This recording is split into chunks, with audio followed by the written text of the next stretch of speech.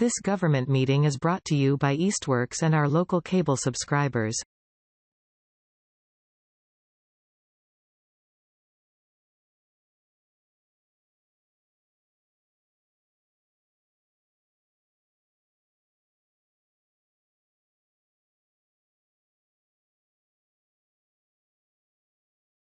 All right, it's 6 p.m. I'd like to call to order the June 14th meeting of Easthampton Conservation Commission.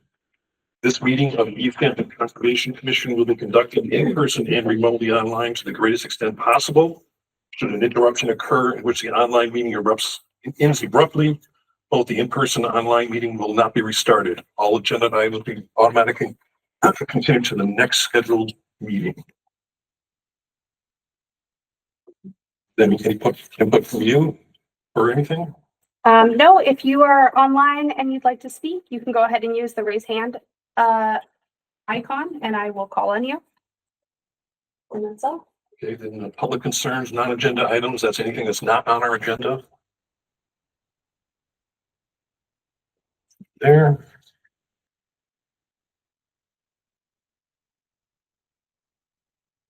Right, our first public hearing is a notice of intent filed by Berkshire Design Company on behalf of Community Builders, Inc. for a new development at 385 Main Street. This was a applicant that's requested continuation to July 14th, and we voted on that last week, correct? Yep.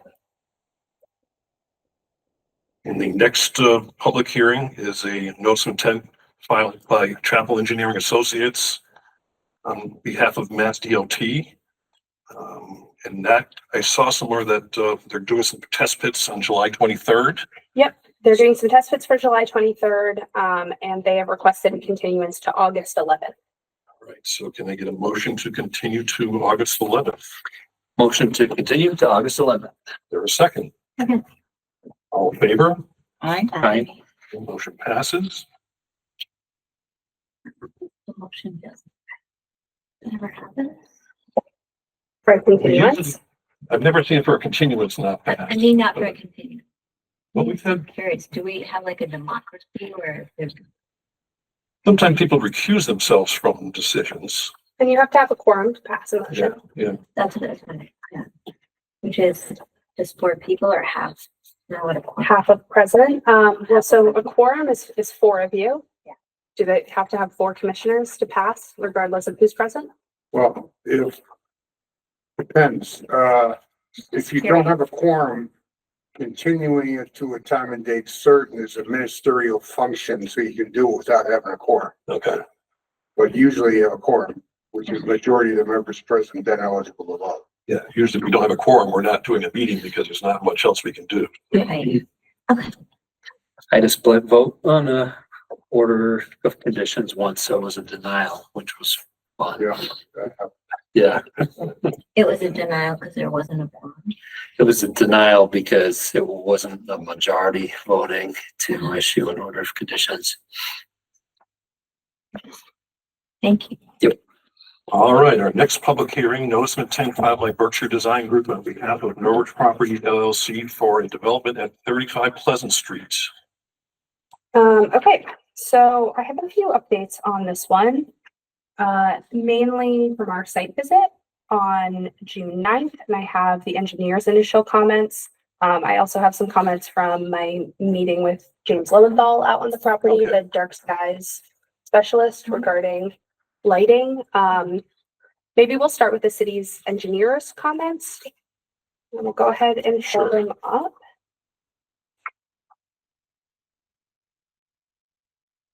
So this is her incomplete review. She noted that a few times. She just did not have time. She was heading off from vacation. So she began her review, but did not have time to complete her full review. And I'm not sure, did commissioners have a chance to review this? I did. Okay. Vaguely, like skimmed it. Yep.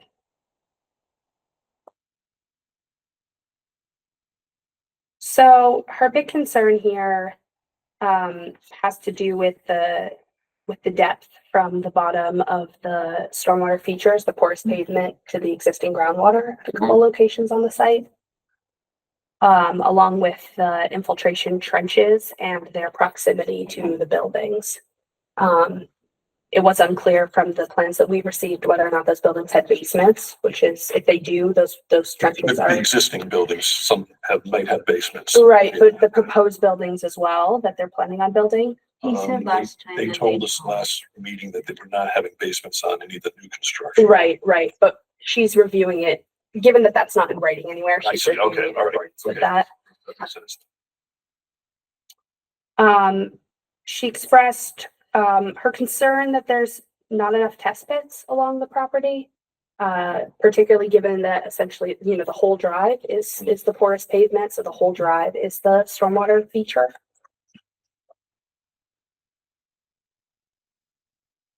So she noted test pit 4. We do have the full plan set in front of the commission. If you'd like to spread it out, might be easier to compare. I think we do not have, oh, here comes Jeff. So on her report, she had the Step 4 identified, red, Step 5.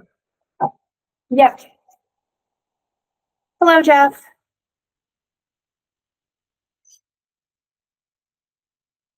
Oh, maybe not yet.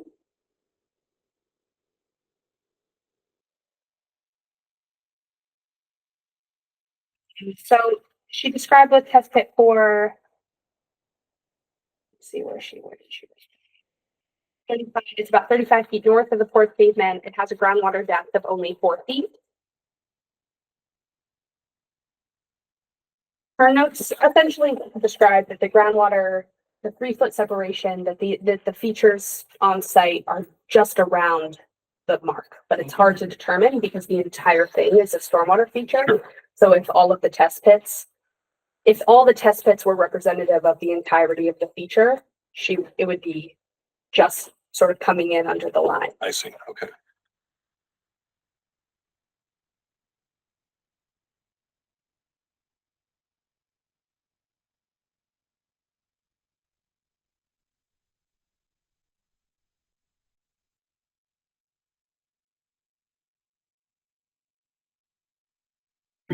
So this summarizes it right here. The only question is in the northeast section of the site where the groundwater separation appears to just meet the 3-foot separation at a point about 140 feet west of the road limit. The majority of the porous pavement does meet this requirement. Okay.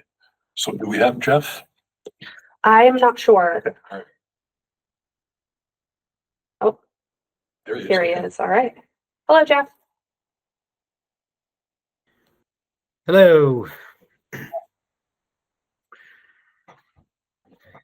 So the commission was just reviewing the engineer's comments, which Yep. I know you had a moment. Are you preparing a response to them in writing? Do you want to speak to any of them now? Yeah, we've actually reached out to Diane to, clarify or confirm some of the questions or assumptions and just have not heard back yet. So, we would intend to reply, with a formal response, but yeah, just haven't connected with her yet. So, just waiting until that happens. Okay, great. Does the commission want to discuss anything else regarding stormwater? Yeah, I think we have some other things that we're looking for from Jeff.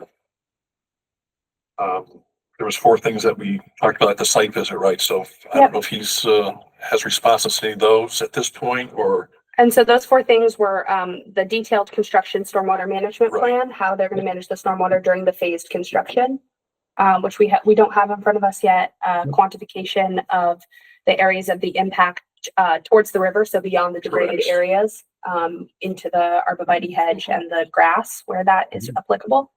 And then their detailed restoration / mitigation plan meeting the numbers described in the quantification of the areas of impact. And then a proposal for a more thorough evaluation of the soils on site, including a plan for additional filtration test beds. So those were the 4 4 elements. things from our site visit that. Yep, we kind of that we identified. And I don't have any of those yet from Jeff, so I Right. think they're on BG's radar, but Right. we don't have any of those yet. Yep. Diane So yeah, said- we've started responses and we're waiting to connect with Diane and the city and just to make sure that we've got all our bases covered before we, provide formal responses. Yeah, so Diane said she was trying to complete her review by the June 30th meeting. Yep. But she wasn't sure she could even do that. But I don't know when she's back from vacation, even for Jeff to, Yeah, I think Connect. she's getting back today or tomorrow. all right. So I didn't connect with her today, but it's on its way. We can just maybe take a quick look at the site visit We should- photos. we should for the do other that. commissioners.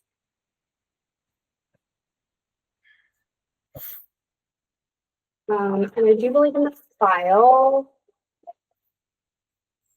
My back.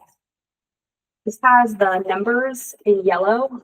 Some of these poles are in the images, just so you Okay. can sort of follow along. okay, For example, here we are at 318. At the edge of one of the buildings. Right. Do you have in front of you, Jeff, which building that is? That would be let's see, the building that is on the right side of the plan. I guess, what is it? The northeast corner, closest to the bank. It's the right side of the two buildings that are closest to the embankment. So it's whatever that cluster is on the right side. It's that back corner Yeah. of those buildings.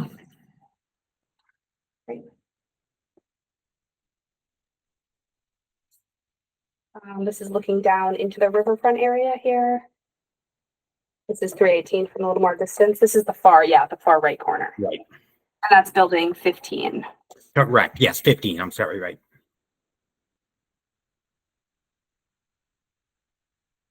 We're looking in between the small shed that's shown on the existing conditions plan and the garage that overhangs the outfall. We'll see some images of the outfall in yes. just a few moments. And there was an edge of 200 Yep. riverfront. Yep. Yeah. Thank you. Yeah. There's that marking, There's the yes. riverfront area right down there. This is coming around that garage building that's over the outfall. This is one of the catch basins on site that funnels all the current stormwater on the property to that outfall. This is just an image of the current lighting on site. We can return to that. So this is our current Correct. 8-inch clay pipe. And you can see, it's a little hard to get perspective from this image, but you can sort of see how close that is to the Foundation of that garage building. Exactly. Yes. And there are several locations where extensions of the clay pipe have broken off and are like down in the gully. So it used to come out further and it's degraded over time. There's a piece that fell off.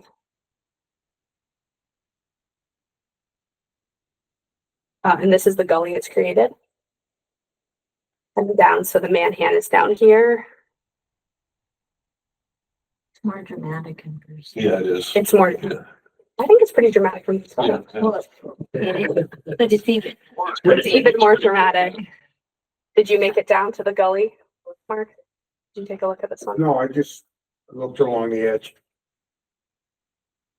There's more of the pipe. There's a different angle of the gully. I'm looking kind of more down from the side here. Definitely wasn't a comment on your.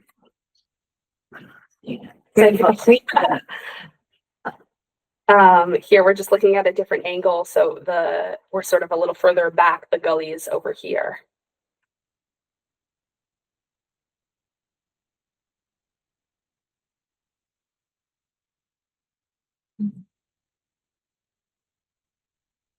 There's the riverfront area right there. Oh no, so 1307, if you go back to the plan.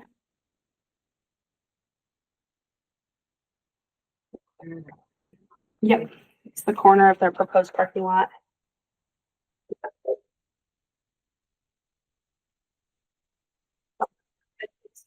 $1307.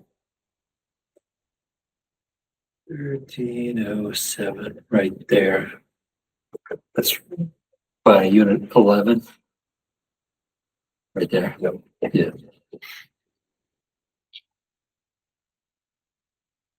This is looking down into the riverfront area. We're now on the left side, like building, 9, 10, and 11. This is the corner of one of the buildings. To state 1304, if you're following along on that map.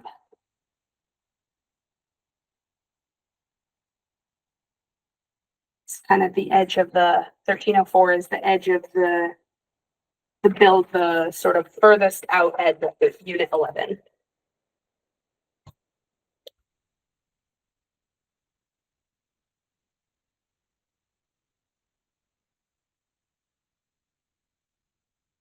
And this is where hard to see the number on this one. Let's see, that's 1300. So that's the edge of unit 9 on the far left side.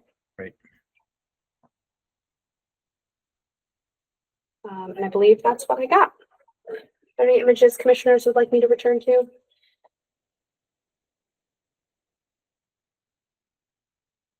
No. So I know that Commissioner Bussa's concerns last meeting were, if the proposed development did go beyond the degraded areas, and it does indeed, which is why we're looking for and that was evident in the field when we saw the stakes, in the ground beyond the pavement. So we'll be looking for the restoration and mitigation plan that accompanies those extended riverfront impacts. One of the things that was concerning me on the site visit and when we were talking with the builder was that they were not going to remove any pavement until most of the construction was done of phase 1, which means that the runoff will continue to happen the way it's happening now under that garage structure. So I didn't know if we wanted to request some kind of mitigation for that exact condition or some plan for that, because it's going to be this way for another 9 months for sure. Right.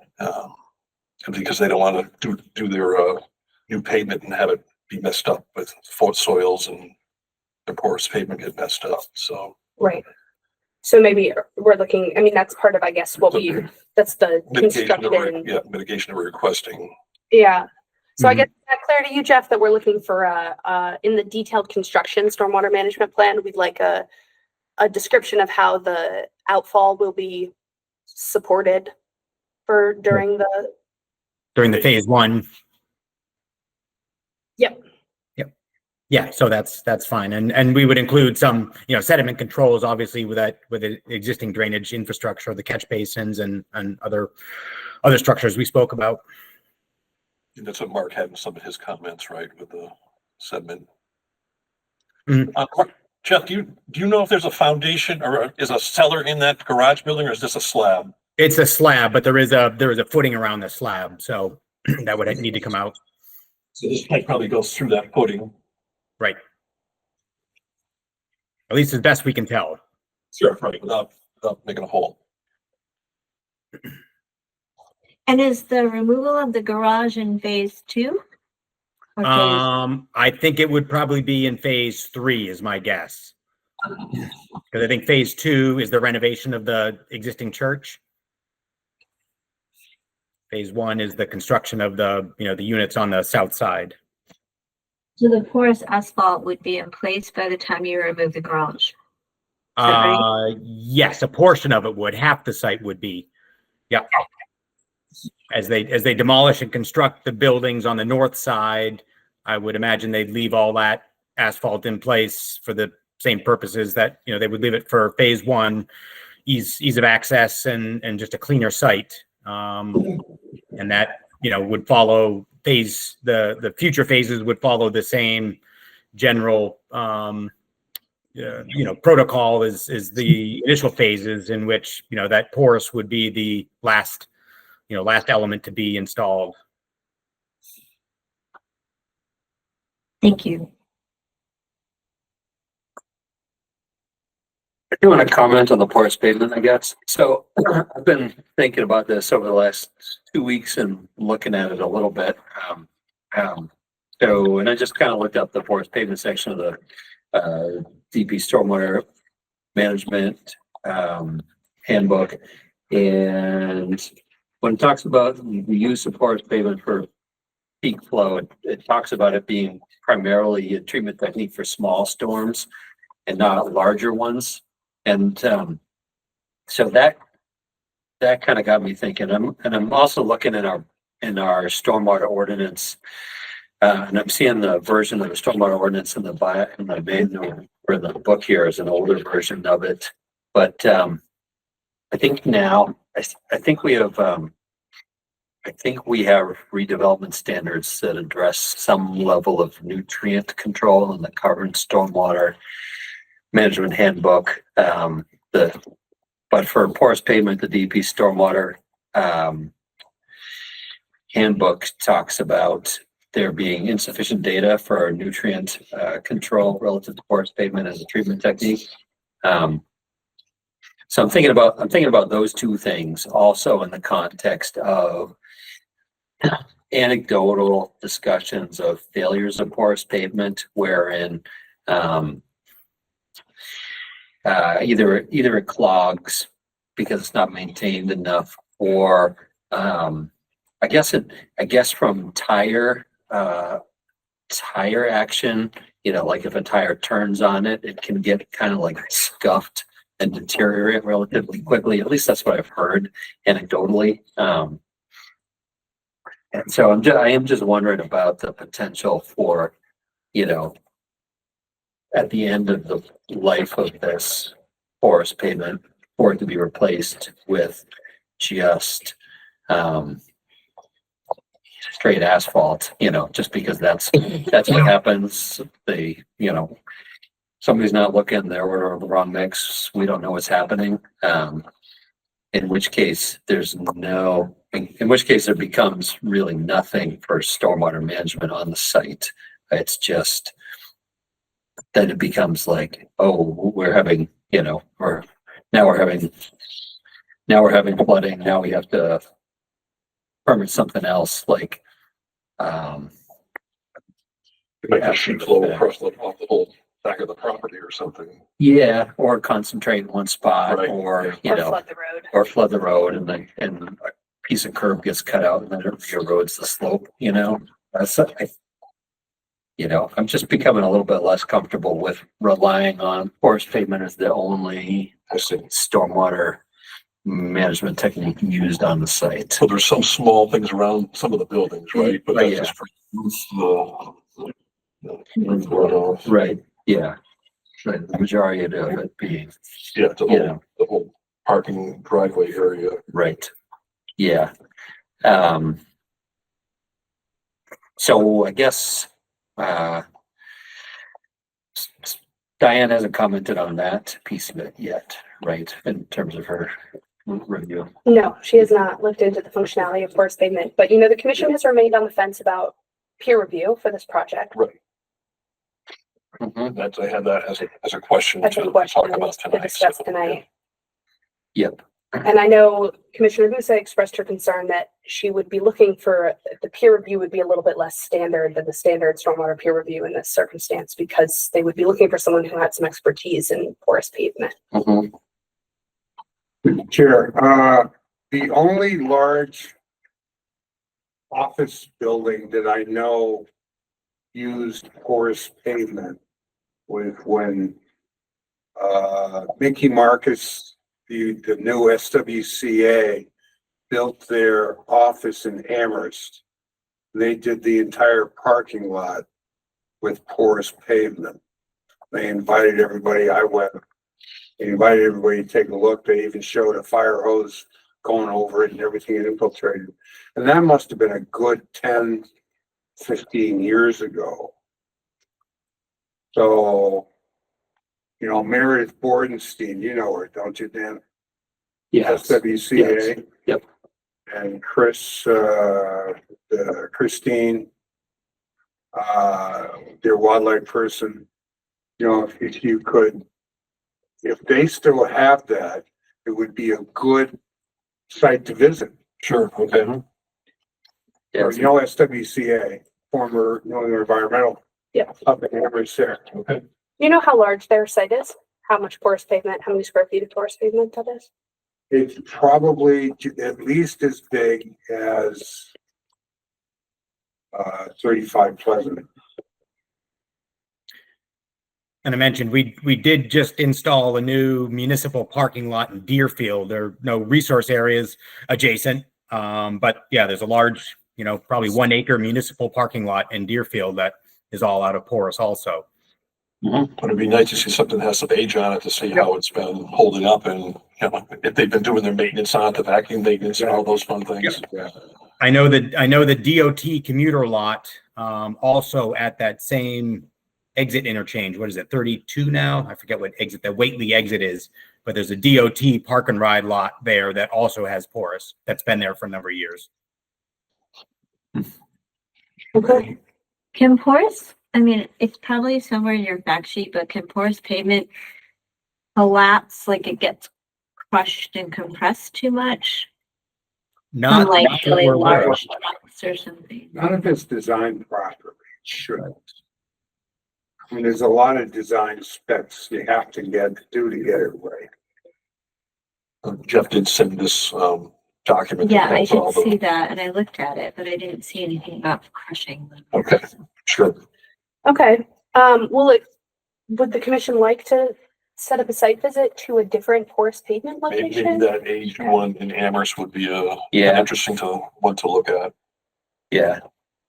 Meredith. That'd be worthwhile. Bornstein, Okay. she's with SWCA. Yep. They have a bunch of new people. I can't remember their names, so. Okay. And she would have been the person who Well, oversaw. she would have been there at the time. Okay. Great. Do we have someone that would have experience in this that could do a peer review of this pavement? Because most of the rest of the site, we can handle everything else that's on the side, but this is something a little outside of what we normally. I can certainly ask around. I didn't research Sure, firms sure. that have that specific expertise. I can ask around. But this would be a great. Where are we gonna get this stuff? Or Jeff, where are we gonna get the porous pavement? Not everybody makes it. It's gotta be a special batch. They Right. don't make it. I mean, any of the paving companies will make it. They just need to have a large enough batch to justify, mixing it. But we've had most of the lane, asphalt plants have produced it for various projects. Yeah. I like the idea of it. And I've used it myself on a small project, but it was municipally owned, a piece of our rail trail, so I just haven't seen it being privately owned. Like there's just a lot, like it's almost got to work better because, it's, not going to be, it may not be maintained as well, Right. it may not be replaced correctly if it does need to be replaced at some point, and where the site's getting designed for, 50-year design life or whatever, the pavement's probably going to be replaced at least once, even if it was regular Regular asphalt. pavement, Yeah. Or, overlay or something. And there is no overflow on this property either. Right. Yep. That's the biggest challenge with a sort of conventional stormwater system here is that we have no, the one outfall that exists for the entire drainage system is that one under the garage. There's nothing to the city system. There's nothing, no other place to outlet water. Yep. All right. Okay. So I'll do a little bit more digging to see if I can find it. Sounds like if there is someone out there who could do a peer review, the commission would a peer review with some porous pavement expertise. Would maybe make me feel more comfortable. Okay. For sure. Okay. Yeah. Great. And we'll still wait on those other plans from you, Jeff. And then the last thing is the lighting. Yep. So I met James Lowenthal out on the site today. And we're actually meeting there again tonight for the Conservation Commission's meeting, because he says you have to see the site at night. Sure. To assess the current conditions. And so a couple things he said. The first was that, we assumed that the lights that are on site, which I'll show again.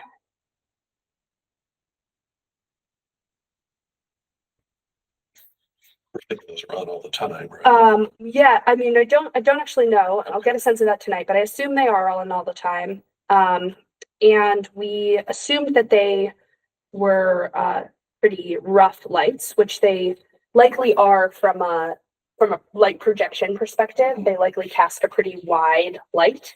But one thing he noted is that these lights, based on his evaluation of them, from the site, is that they likely are substantially warmer lights than what is conventionally used now, because they're old-fashioned lights. They're not LED lights or anything like they're that. high-pressure sodium Sure, lights, that makes sense. which he went into a long scientific explanation about how they don't produce any melatonin suppression in humans or animals, et cetera, et cetera. And so he talked about the fact that they're likely coming in at under 2000 Kelvin, likely the current conditions on site. And he'll measure that tonight when we're out there. And then he gave me a couple other reference points. The current Easthampton street lights are 4000 Kelvin. Yeah, Yeah. kind of blue. Yep, they're pretty blue. And so he noted he gave a couple quick recommendations for lighting on the site. And so we're talking about lights on the backs and fronts of the properties. The commission is primarily concerned with the backs of the properties that are adjacent to and within the riverfront area due to the natural heritage polygon map for the riverfront. So that's what our concern is here. The three things he noted were that the lights should be no bluer than 2700 Kelvin, which Jeff's probably familiar with that number. That's Northampton's number. That's other communities' number. That's a Dark Skies number. So no bluer than 2700 Kelvin. Ideally, that the lights should either be ideally on timers, the ones that are on the backs of the houses, or if not, timer switches, which seems likely if for lights on for house lights, right? For lights on the outside of houses versus as I understand it from Jeff from previous conversations, there's no plan to light the main drive. Right. And then his final request is that the shape of the lights have them facing lights in with shielding facing down. Okay. So he calls that light in a can facing down. Doesn't actually, I feel like a can implies an ugly fixture. They don't have to be ugly fixtures. And so those were his recommendations. I asked him about inside house lights because that was something we discussed at the last Conservation Commission meeting. And he said just the key thing there is shades, that the houses should have shades installed with them. We start to get the commission's jurisdiction here. Sure, It's more of a planning board question. Right. But yeah, those were his recommendations. So I guess my recommendation to the commission is that we request a lighting plan from Berkshire Design, and then we can take a look at that as part of the NOI. Okay. If I could just jump in, Eva, I'm happy to try and pursue that, but it's going to be pretty challenging, I think, just based on our recent experience. Most lighting reps now, unless it's a fairly big project, won't do a photometric plan for us anymore. That's, we don't have the ability to do a photometric plan. We've got to sub that out. And the way we usually get those is from a lighting rep. And most of those aren't even offering to do them for, 4 or 5 lights for, residential lights. They won't do that. So I can certainly inquire with some folks, but I imagine it's going to be a challenge to get that. I think we could look for something less than technical that. there, Jeff. Have the drawing show that they're only going to use 2700K lighting. Sure. The building, something like that. Something that's burned into the drawings that says, okay, the fixtures have to comply to that at least, and then. Sure. Exactly. So something that outlines the specifications for the lighting and where they'll be on the buildings and the types of lights. Sure. No, we can easily do that. Yeah, I thought you were referring to a full photometric plan, but that's easy. Right. That might have been my incorrect terminology there. That's fine. This one. And I also wonder, it might be out of our jurisdiction to ask for this or require this, but if the HOA could also say that the lighting, like if people install center lights on the back of their house or something for bears or whatever, that they'd also be less than the 2700 Kelvin or something like that. But I don't know how Might be much. harder to control, might be hard to Right. control. But we could likely include an in perpetuity condition, right, in the order of conditions that refers to the lights that are within the riverfront area meeting certain Sure, okay. specifications. Yeah. Well, let's see what Jeff comes back with for the design for the lighting, and then we can see if we can build something into our requirements. Great. Yep. Okay, so Jeff, we have a list of 5 things for you. Yep. Awesome. Yeah, so we'll connect with Diane and close that loop and then, yeah, make and respond to the other requests. Excellent, great. And I will reach out to Meredith That would be good. and set up a site visit for the SWCA parking lot and see what I can find for experts in the field who may be willing to do a peer review for the commission. Sounds good. Jeff, Jeff, okay, yeah, go ahead. please. Jeff, do you want us to continue this to the June 30th meeting? That would be great. I think we'll certainly be ready by then. All right, very good. All right. Is there anything else? Any other questions from the commission? No. Any other questions from the public on this project? Okay. Then can I have a motion to continue to June 30th? Motion to continue to June 30th. Is there a second? Second. All in favor? Aye. All right, motion passes. All right, Jeff, thanks a lot tonight. Yep. Thank you very much. And we'll see you on the 30th. Awesome. Great. Thanks, Jeff. All right, the next public meeting is the stormwater permit application filed by Kleinfelder on behalf of the city of Easthampton for the new city neighborhood infrastructure improvements. And I know we had someone here to talk about that.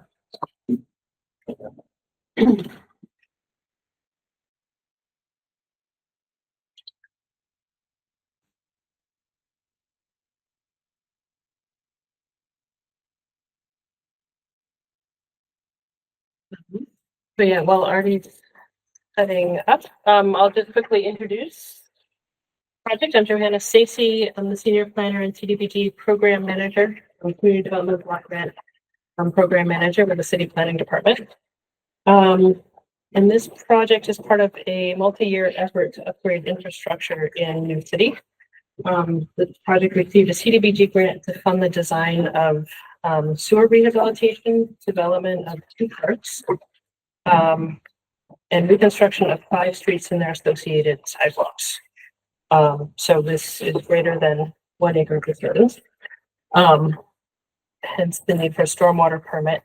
The city contracted with Kleinfelder for the design and permitting, and so they are going to be presenting the project application today. Great. Kleinfelder. Thank you. Thank you. Thanks, Johanna. So as Johanna mentioned, this is in the New City neighborhood. So this is a locus plan to basically localize the project. It's bounded by Ferry Street, by Lincoln Street and Parsons Street. And as Johanna mentioned, there are 2 park areas and the whole roadway area. And then up here is Lower Mill Pond.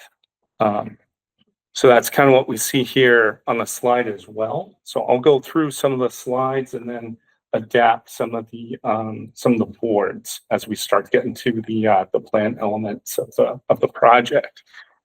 We can go to the next slide. So this project came out of the New City Neighborhood Infrastructure Master Plan. So basically it looked at the entirety of New City and all the utility work that would need to occur, identifying existing conditions throughout the neighborhood, and focusing on infrastructure, as well as looking at slope stabilization, stormwater management, so stormwater quality, and other aspects. Coming out of the master plan was a prescribed approach for how to tackle this. The first project was the Emerald Place reconstruction project and the slope stabilization project. And as you know, that project's, I believe, at 100% design right now, and that's with a separate consultant. And then the next project is full sewer rehabilitation, which is all lining in place throughout the entire neighborhood. And then phase 1 streets reconstruction, Glen Cove Place, Oakdale Place, Dartmouth Street, Exeter Street, and Federal Street. And looking at the park and playground areas of Lincoln Street, Parcel Park, and the Parsons Street playground. We'll look at those more in depth as we go along. And then the last aspect of this is community engagement. So a large part of this project has been going out to the neighborhood. We had a community engagement meeting in November where we got to paint out what the new curb lines are going to look like on the street at one of the locations. And then also we've had more community engagement surrounding the park process. So we had a in-person event in the fall, and then we just had one in April where we showed the design development drawings and the ideas behind the revitalization of the Lincoln Park parcel, as well as Parsons Street Park. Go on the next slide. Again, Johanna kind of hit on this. We've got 2 different grant funding for these projects. So phase 1 streets is under the Community Development Block Grant, and then the Community Preservation Act funding is for the parks. Go to the next one. Okay, so the phase 1 streets area, we are looking to provide accessibility. That's one of the main focuses for the infrastructure. The current sidewalks are 4 feet wide. They don't meet current requirements. And there are also, as we'll go through the existing conditions, there are obstructions along the sidewalk as well. So that 4 foot wide is also like pinched at certain periods and places. The goal is to reconstruct the infrastructure and bring it to a good state of repair. So water main reconstruction and identifying the stormwater system and reconstructing that. These are all recommendations that came out of the master plan. We can go to the next one. So in the precondition, the phase 1 streets area, these photos are to really give you a sense of kind of the overwhelming, the area itself and some of the streets. So I'll just walk through a few and point out some key points along the way. So at the Exeter Street intersection, we can see that here on this corner, on the southwest corner, that it's obstructed to pedestrians with a hydrant and with a utility pole, and there are no painted crosswalks or compliant ADA pedestrian ramps. Right? So the infrastructure in this area needs to be brought up to current standards. Similarly, on Dartmouth Street, we can see that there's most of these streets, there's parking on one side of the street, and parking is important to the entire neighborhood. A lot of the homes here are 2-family homes, and some of them don't have driveways, so cars need to be parked on the street, or the driveway space is really important to preserve. Number 3 is the intersection over here at Glen Cove Place with Emerald Place. And that's a wide expanse of pavement over here. And so, that presents a lot of runoff that comes downhill to Emerald Place. And then, erodes part of the slope down there. And the commission may remember that specific intersection from an RDA earlier this year. Thank you. Number 4, again, is showing just some of these pinch points that occur with the hydrant and the utility poles. And number 5 is showing Franklin Street and how the homes are very close to the sidewalk. There's not a lot of frontage. There's not a lot of green space. And so this area is very constrained where the curbs are located and whatnot. Okay, we can go to the next slide. Now, Lincoln Street Parcel Park is a 1.1 acre park that's bounded by Lincoln Street. And then the area that I just showed you is just to the north of this park. And so there's a connection point on number 2 that connects up through Glen Cove Place. It's in the vegetated area, but there's a connection that could occur between these two locations in the city layout, and the city owns this parcel. So the purpose of this, if we could just go back real quick. So the purpose of this parcel was that it's a unused vehicle turnaround feature now, or it was used, I believe, as part of an adjacent school. And so it's really land that's kind of sitting vacant. And there's some existing trees around the perimeter. But overall, there's a large swath of pavement. So we're looking to transform that as part of the project. Next. And Parson Street Park is a much smaller parcel. Currently, right now, it's mostly vegetated with grass. There's some vegetation in the back west part here. There's also the bike share station is up here as well. So that's a community amenity. So we want to preserve that as we go forward. And currently there's a small swing set on this parcel. And there's an opportunity to do a lot more, we believe. Next, and the community does as well. So now in the post condition, as we scroll through, the phase 1 streets reconstruction, all the work is being proposed within the existing footprint, except for one intersection at Glen Cove Place and Exeter Street. That intersection needs to be modified to allow for vehicle turning movements for emergency vehicles. So for a fire truck, for instance, if a fire truck were to access this neighborhood and needed to exit, coming down Glen Cove Place and coming down Exeter to Lincoln, making that right-hand turn, the existing curb is it's too tight. So this project is also facilitating some emergency vehicle access. So we've coordinated with fire department as part of the project. I just want to go through and step through some of the other elements that we're doing that are refining the area. If we could scroll up. Yeah, thank you so much. So at Glen Cove Place, like I mentioned, how it's narrower, how it was a wide swath of pavement. Now we're looking to narrow that the pavement for turns, and we have what we call a truck apron. So it basically slows vehicles down as they go to make this turn. As we look at Oakdale Place, what you'll notice is that there are little curb extensions throughout.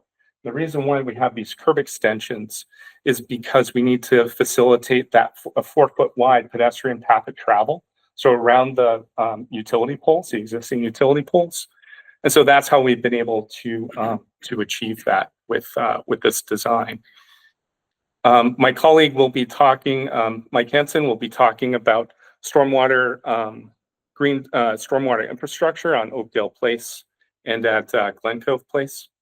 But also what I want to point out is that we're looking to provide pedestrian curb ramps at all intersections to connect and create a very walkable space. And we're also coordinating with the Emerald Place project to allow for a pedestrian connection across Glen Cove Place that doesn't exist and cross Emerald Place to connect to that new shared use path. So there are some areas along Exeter Street and Glen Cove Place that don't have existing curbing. And so one of the components on the master plan was to install curbing. So there are some areas that don't have sidewalk. And so what we're looking to do is implement HMA berms to reduce erosion. So that would channelize water down the pavement surface to get collected at our proposed catch basin locations. The entire roadway will be reconstructed, full depth reconstruction. So there'll be some impacts during construction, but afterwards, the site will be retained. And again, all work is being conducted within the existing footprint. Next slide, please. Okay. And this is just a typical section showing one of the typical streets of Exeter Street, and just showing how that curb extension that I talked about. So the existing cross section of the road, basically, if you took the road and you cut a line down the middle, you could see what it looks like if you were to look down the road, kind of like Google Street View.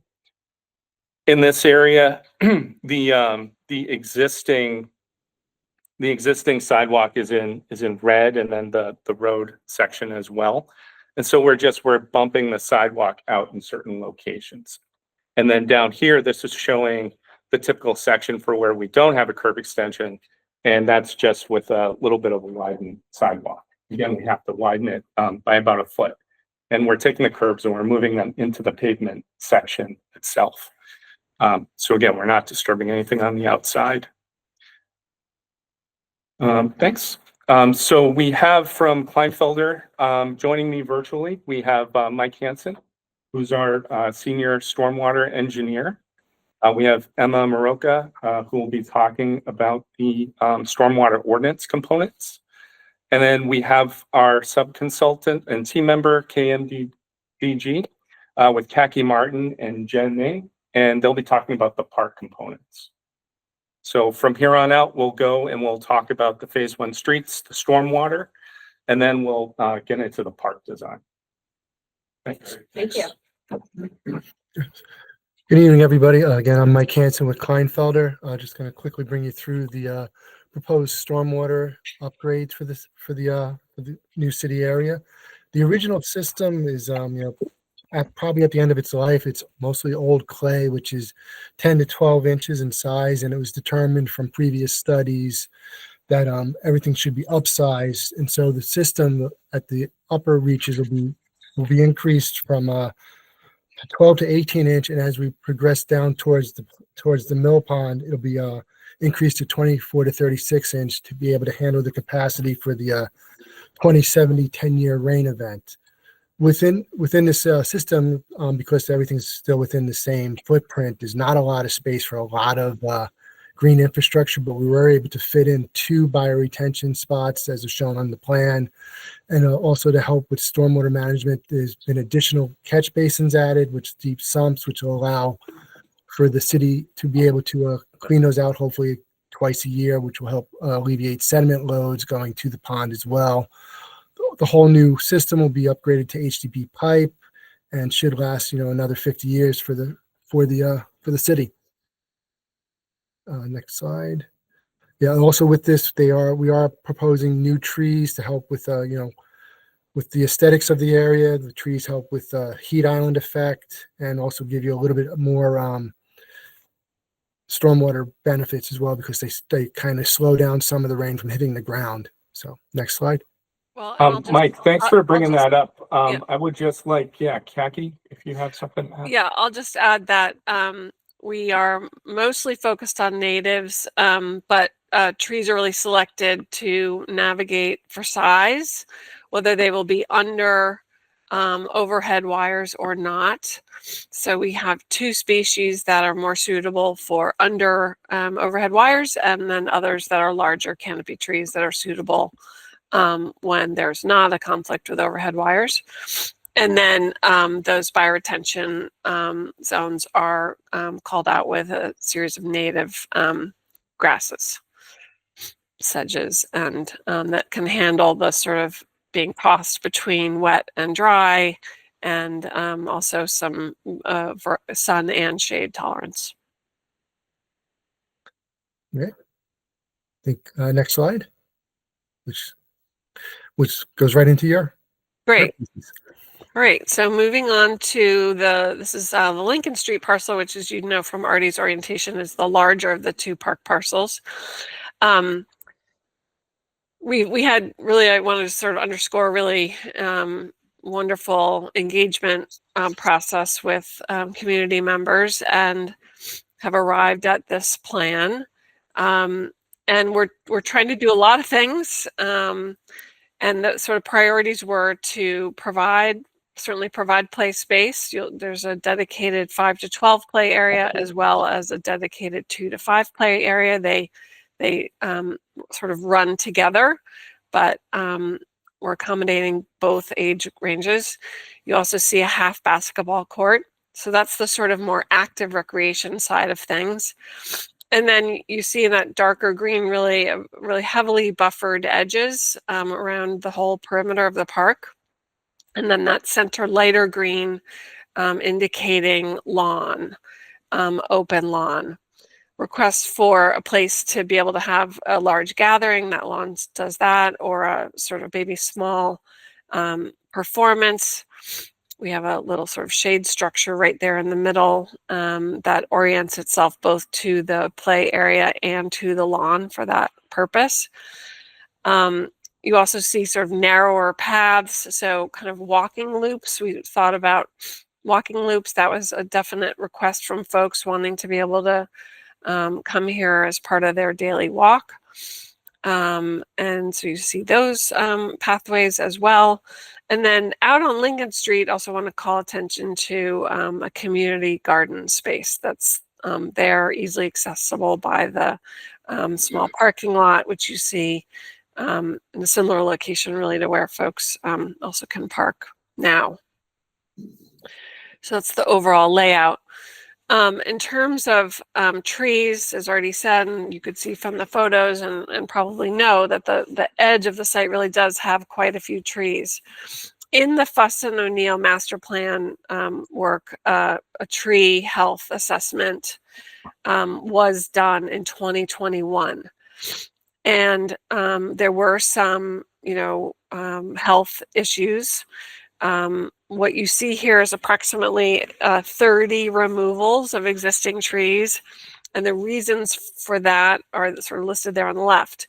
Invasive, they're either invasive, they are already dead or dying, or they were called out in the report as requiring significant care and ongoing maintenance. Or lastly, which we really did try to avoid as much as possible, but in some cases an existing tree location is, conflicts with proposed grading, drainage, or overall design intention. And again, to sort of touch on what we're replacing them with, really a native palette here. I think we're 100% native palette here. Mix of canopy and understory, mix of deciduous and evergreen. Evergreens are mostly mixed in heavily at the edges, as you would imagine, for sort of buffer screening. And then shrub layer as well also plays a role in this. And then perennials, grasses, and ferns, which appear in the bioretention, which Mike will also speak about in the rain garden.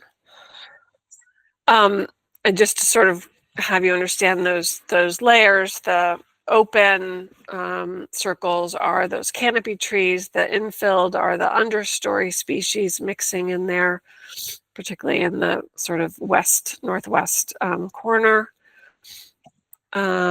We are really trying to make sure, shade was called out a lot as something that's needed, and we're really trying to anticipate, this being a legacy park and picking species that are going to be around for the long haul.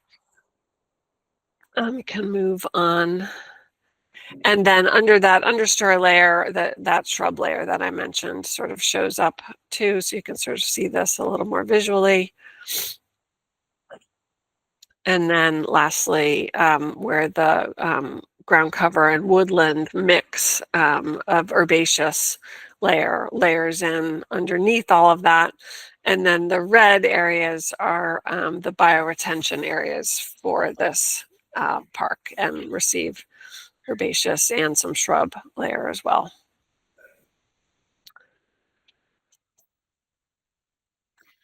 So Michael, toss back to you. So this plan is showing where we've proposed to put some rain gardens within the park area to help with some stormwater management and knock off peak flows, and also more so for water quality issues. Because up in the northeast corner of the site, there's the park area is taking runoff from the adjacent parking lot. So we figured that would be a good spot to at least get one rain garden in that could pick up the first flush coming off the parking lot. The other area that is probably would see a little bit more pollutant loading would be down in the southern corner where the parking area is. We have a couple of rain gardens there to handle runoff from the parking lot, and then two more that are dispersed within the park, which are more so just to help deal with the peak with the first flush coming off there and allow the peak flows to kind of infiltrate into the ground before it goes into the closed system. And then the second park is Parsons, again, quite a bit smaller. I want to point out that there is an existing Valley Bike Share station there that will remain. And again, similar, really great and engaged public community engagement meetings about this, and heard really a request for open lawn, a little bit of play, sort of this idea that this shouldn't become a play space per se, but that a little bit of something would be helpful, particularly for the youngest children, 2 to 5. So we have sort of a small playhouse there. But that really, this would be a place to sort of gather. So you see a shade structure with some picnic tables underneath it. Again, the darker green is showing the more heavily planted edge and buffer areas. Lawn is in the middle, and a little bit of bench furniture and then path connections you can see as well. Also, both parks are surrounded by fence. I should say that too. So they're fenced. And here, certainly less quantity and smaller trees. Some of these things being removed are actually stumps. They're not even trees, and similar sort of reasons for removal here. But what we're putting back is far exceeds what we're taking away. So again, sort of mix of species that in both parks really that accentuate seasonal change, that provide shade, that also provide that sort of understory or shrub layer, and in this case, we have quite a bit of area dedicated to as pollinator zones, pollinator beds, which are all herbaceous, and you can sort of see our plant list is included here as well, in addition to bioretention. So the edges of this park will really sort of be alive and buzzing, which is really exciting. So again, large canopy trees in the open green. The shrub layer is in the filled in green, and then I think then the really light green is where you see the yellow green is where you see the pollinator garden extents, and red is outlining the 2 bioretention areas, which also receive the bioretention sort of carex mix. And like Kaki said, these bioretention areas are also within the area where the pollinating is going to be. So that's a good use of these things. Our 2 stormwater features here are basically just to handle the pathways area, because it's a very tight, small spot. So we figured those would be the good location for stormwater for this little park area. That's it. I didn't see it, Mark. Yeah, I have a question. What's the pre-treatment for the rain gardens? The rain garden is the treatment. So the materials, we're not really expecting a lot of loading coming off of this because it's just the little path areas. Nothing's coming from the roads, it's just truly coming from the parks. Okay, well, rain gardens get no presumptive treatment unless they have a pre-treatment that goes with them. And who's gonna maintain the rain garden? I'm assuming, I can feel that. Team. We've been coordinating with the city on the implementation of the rain gardens and for the design of them to follow maintenance that can be provided. So we've been working with John of the Parks Department. So everything that you're seeing here is nothing that hasn't been shown. So they've agreed to maintain them. I think maybe Johanna, could you speak to the maintenance discussion, maybe with the city? Yeah, I mean, I can't. I'm in the planning department, so the Parks Department would be responsible for the maintenance. A lot of times it doesn't get done. But still, I'll go back to the rain gardens. Without the pre-treatment, those rain gardens are gonna plug up all the fines, so you get no presumptive pre-treatment. TSS removal for the rain gardens then. Just so everyone's aware, this is Mark Stinson, the Mass DEP Wetland Circuit Rider for our region. Just so everyone who's speaking. but because of where we have these within the park area, we didn't feel like, they're not really going to feel sand loading from the roads and stuff like that. It's basically what's coming off the little path areas and the grassed areas. So we're hoping that, we will be able to get some infiltration through this for the stormwater more than anything else. Okay. We appreciate your comment. We'll review it. For sure. Seems like it would be good to lock in with the Parks Department whether they're really going to maintain them. If you were to approve something, would it be in our order conditions to have the O&M plan coordinated? have that be- Parks And the Department? stormwater permit is the Yeah, document. Where the that person commission should show up, right? yeah. Are any other questions, or we good to jump in? I think you're good, Emma. All right, thanks. So I'd like to touch on the compliance with the stormwater ordinance and the Mass DEP stormwater management standards. So in terms of the City of Easthampton's stormwater ordinance and Mass DEP stormwater management standards, this project meets the definition of redevelopment. So it's the project inclusive of the roadway work and the two parks. It's all limited to previously developed areas. The roadway component involves the improvement of existing roadways and drainage systems. And for the overall project, there's no net increase in impervious areas. So if we look at the next slide here, you can see a map that shows the existing subcatchment area, which all drains to this outfall that's as labeled outfall 1 at Lower Mill Pond. So this existing area of study is shown with that hatch marking. The subcatchment area is 19.8 acres and has 67% impervious cover. But you can see the proposed condition, the subcatchment area is actually a little bit larger. It's increased by 0.5 acres. This is due to the roadway work that's proposed over on the east side there.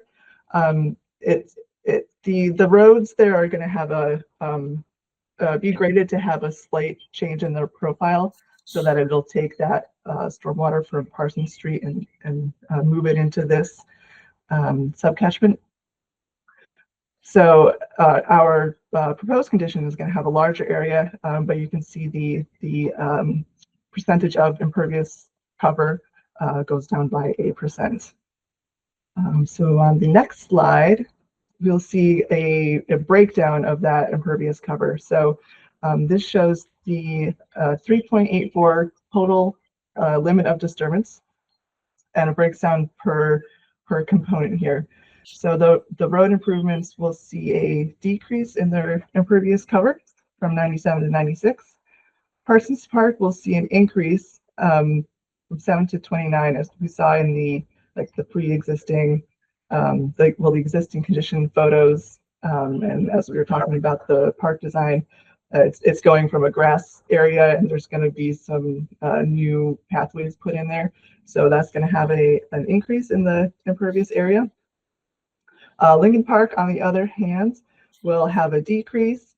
Again, if you remember, the existing condition has that like asphalt, that pavement circle going through there, and that's going to be removed and the park replanted and new infrastructure put in. So there's going to be a decrease in impervious area there. So overall, in the 3.84 acre limit of disturbance, there's going to be a decrease from 80 to 75% of impervious cover. All right, so I'd like to kind of speak to each stormwater standard now. So the project meets the Easthampton Stormwater Ordinance Performance Standards and the Mass DEP Stormwater Performance Standards to the maximum extent practicable. So the city stormwater ordinance performance standards for redevelopment sites requires that stormwater management systems be designed to meet an average annual total suspended solids removal of 80% and an average annual total phosphorus removal of 50%. So we're meeting this standard for the two parks through those bioretention cells that we've been discussing. Both the bioretention cells in the Lincoln Street Park and the Parsons Street Park are designed to meet an average total phosphorus removal of 53% and a total suspended solids removal of 90%. So the roadway redevelopment component is exempt from this stormwater ordinance standard according to the ordinance, but it's still required to improve the existing conditions. So we're still getting that improvement by those couple bioretention areas that Mike had mentioned on Glen Cove Place and Oakdale Place. And those are designed for a 93% TSS removal. So for the Mass DEP stormwater standards, sorry, you can stay here. We'll stay here for a little bit. So the project meets standard 1, and that there's no new outfalls that will be discharging untreated stormwater. As we I think Artie and Mike have touched on, these proposed improvements are all going to be routed through this same improved drainage infrastructure. So it's all going to be using the same existing outfall. For standard 2, looking at this table here, the project doesn't meet standard 2, which is about post-development stormwater peak discharge rates shouldn't exceed the pre-development peak discharge rates. For this project, the peak discharge rates will increase when compared to the pre-development discharge by about 6% in the 100-year simulation. And that's due to the increased area that I was mentioning before about those the streets that are going to be removing that flow from Parsons Street. So it's meeting the standard to the extent possible, but just the area has increased in our proposed condition.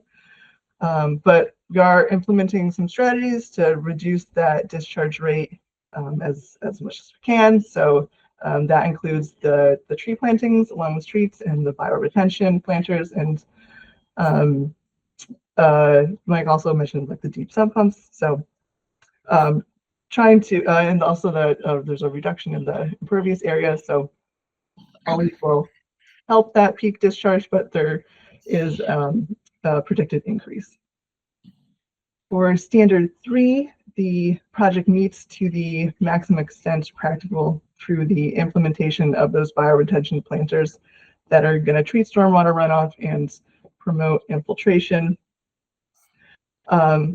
Standard 4 is again about the TSS removal. So the stormwater management systems should be designed to remove 80% of the average annual post-construction total suspended solids. So we're achieving that through the bioretention cells. Again, the two parks are expected to achieve 90% TSS removal. For the roadway, the bioretention planters are expected to achieve 93%. And then in addition to those, there's the deep sump catch basins throughout the drainage system that can capture sediment, and those would achieve an estimated 29% TSS removal. But given the site constraints that we really saw in those photographs, there's just not much room there. We think that the TSS removal has been increased to the maximum extent possible in these roadways. Standard 5 doesn't apply. That's related to higher potential pollutant loads. So that doesn't apply. But Standard 6, the project meets to the maximum extent practicable. And this is about being within a Zone 2 wellhead protection area, pollution prevention measures, and structural stormwater BMPs are required. So as we've kind of been already discussing, we have those bioretention planters in place to provide that stormwater treatment to the extent that that we can in the limited amount of space that there is. So Stormwater 7 kind of pulls this together here in that it's specific to redevelopment projects, and it emphasizes that redevelopment projects need to improve on the existing conditions and meet these stormwater standards 2 through 6 to the greatest extent practicable. So again, as I've been saying here, we're not really meeting standard 2 because the peak discharge rates are increasing. But overall, we're seeing an improvement in the existing conditions here, and we're meeting that pre-treatment and improving the water quality to the extent that that there's space to do so.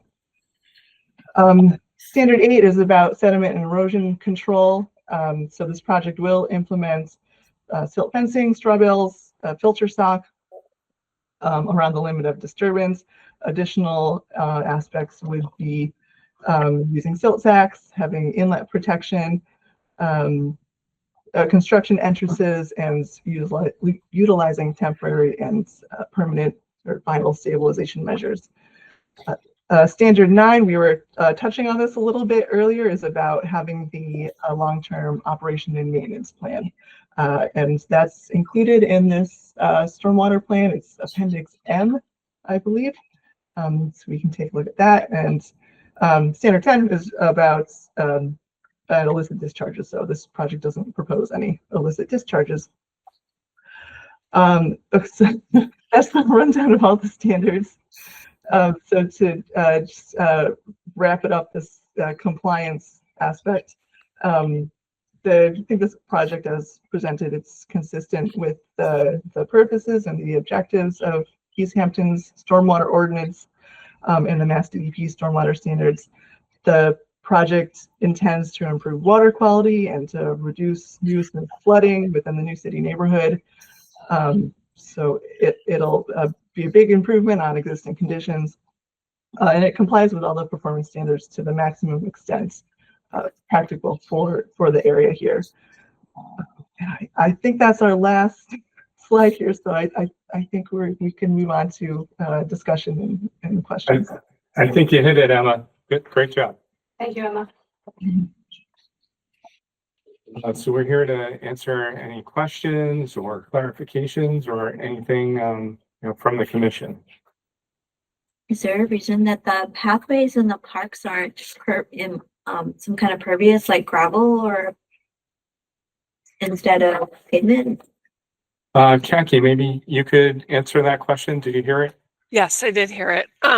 Really, in terms of park standards at this point, in terms of accessibility and universal access for all ages and all abilities, it's important that the paths are a stable, hard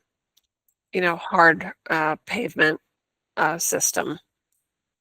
So we're trying to balance all sorts of things, and you know, being compliant with universal access is one of those things here.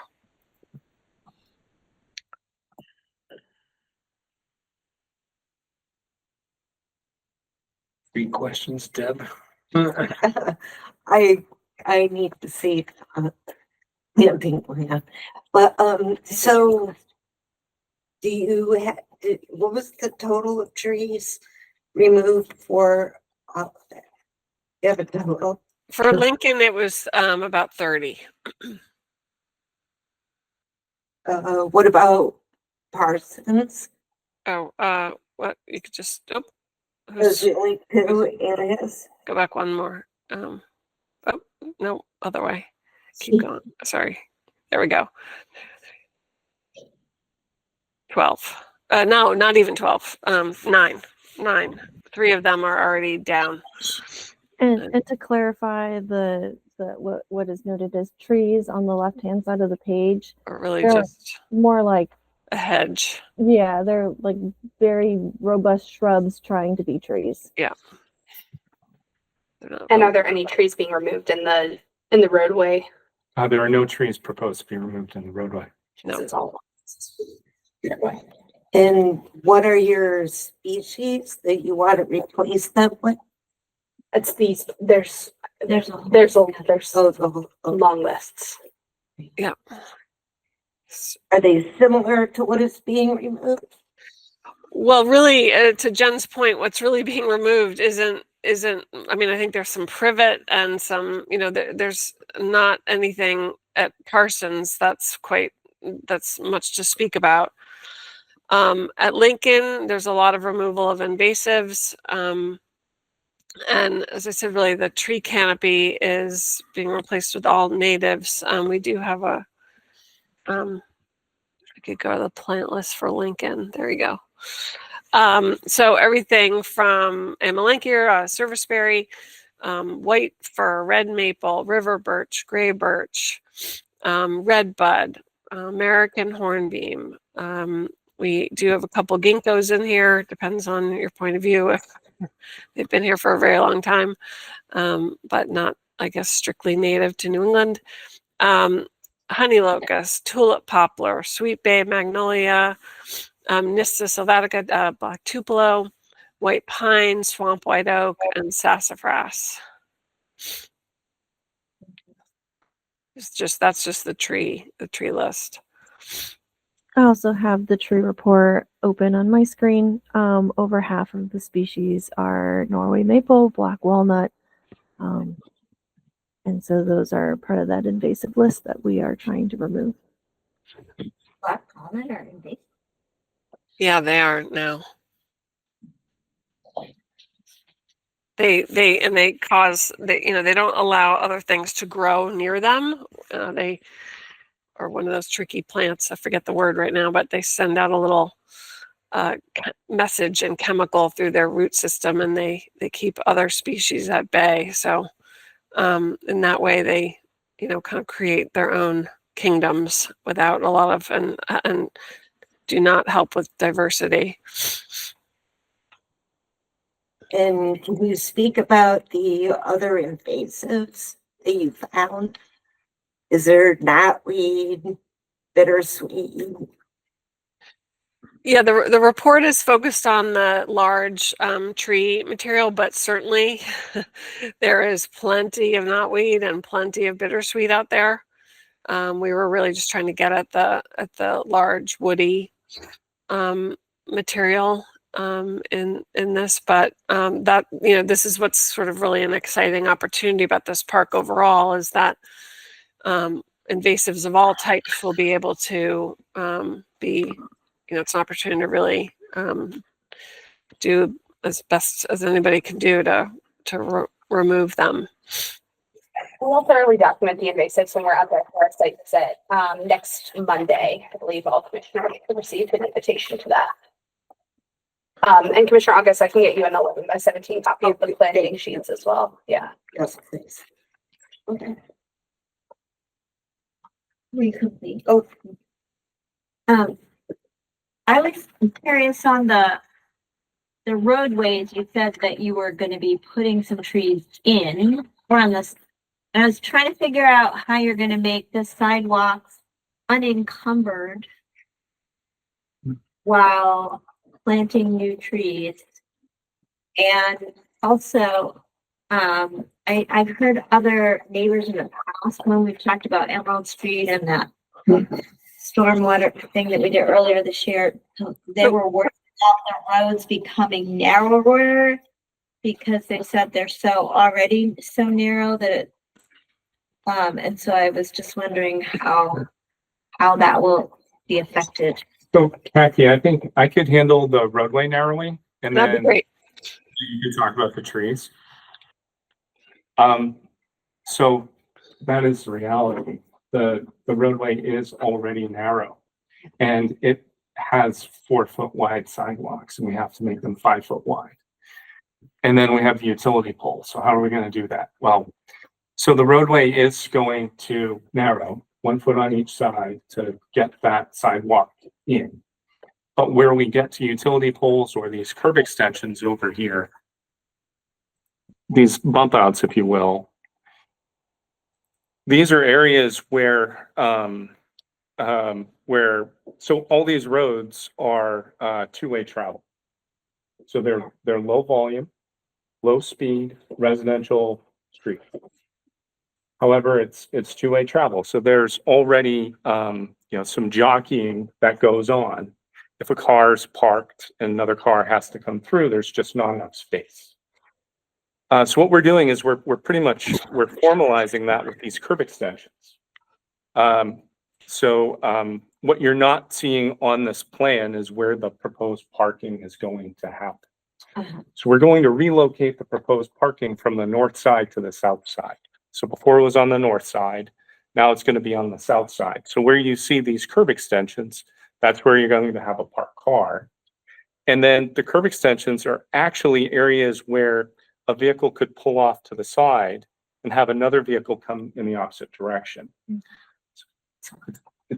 We're in a very constrained space, and so we really had to be creative within the framework and regulations for roadway design. And so now when we do these curb extensions, it opens up just a few moments and spaces where we can place a tree. And so Kathy, maybe you can talk more about how those trees are situated. Yeah, Artie, I mean, really, you've sort of said that, right? I think we need a 5-foot clear path of travel, and then we have a 5-foot width, in some cases, for the tree to fit in. I think I have that dimension correct. And then, so quite a few of our trees you can see also are not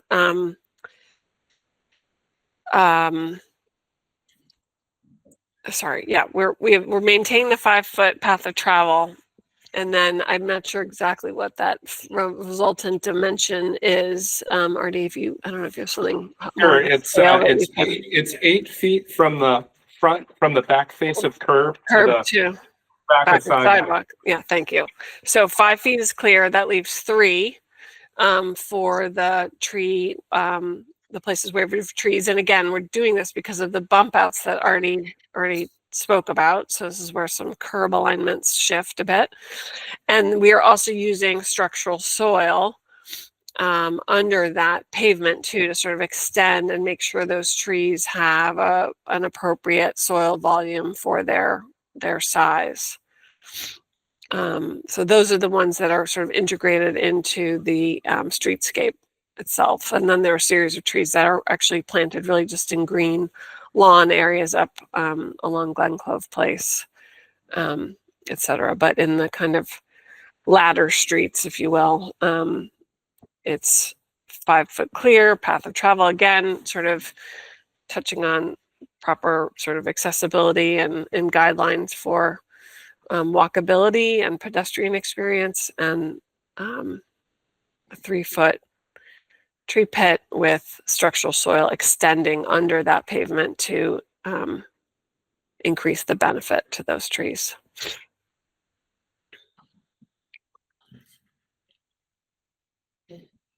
I just have one more question. So, you have in your erosion control notes, you're removing all tree stumps. Mike, can you speak to the erosion control? Ava, maybe we can pull up the erosion control plan. That's not in the presentation, correct? Correct. It's in the report appended at the back. We got there. Thank you. Well, the question was specifically about stump removal.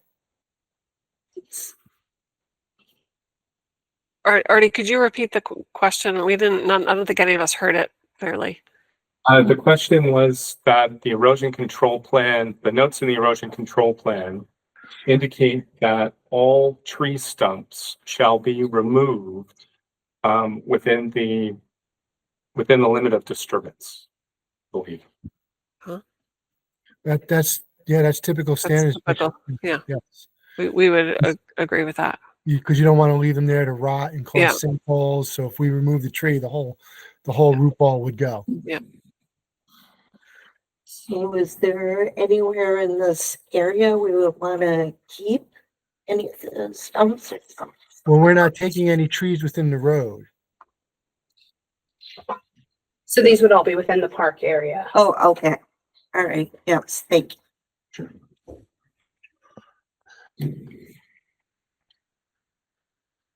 In terms of the stormwater, you mentioned the outfall one. And I'm just curious how this would coordinate with the Emerald Street plan, because I think they're working on that outfall, and you said they're 100% design. Mhm. But I don't know, like, what's the timing around when they would do their piece and when you would do yours? In terms of design coordination, we have been coordinating with the Fuss and O'Neill team. So we have provided them our future flows. And also our design looks to meet, this is basically the end of our design here at Glen Cove Place. They are going to construct this manhole and we'll connect a pipe to it. And then all their stuff is downstream. But in terms of the construction timeline, I believe, Johanna, is Emerald Place, when does that go in the order of things? Yep, so the city applied for a CDBG grant this spring to construct the northern slope stabilization and roadway and utilities and outfall design for the northern part of Emerald Place. And so it's dependent upon the grant funding itself. That's also tied in with an MVP grant that we're also waiting to hear about. So potentially, if the grants are awarded, they will start construction probably next spring. If not, then we don't know. It's an expensive project. Construction for this supposed to start? I mean, the proposed construction for this, the intent of the master plan is for this construction to occur after Emerald Place. Okay, because it seems like you have everything draining yours into theirs. Yes, Right? So, that's it. So Emerald Place would have to, will be construction first.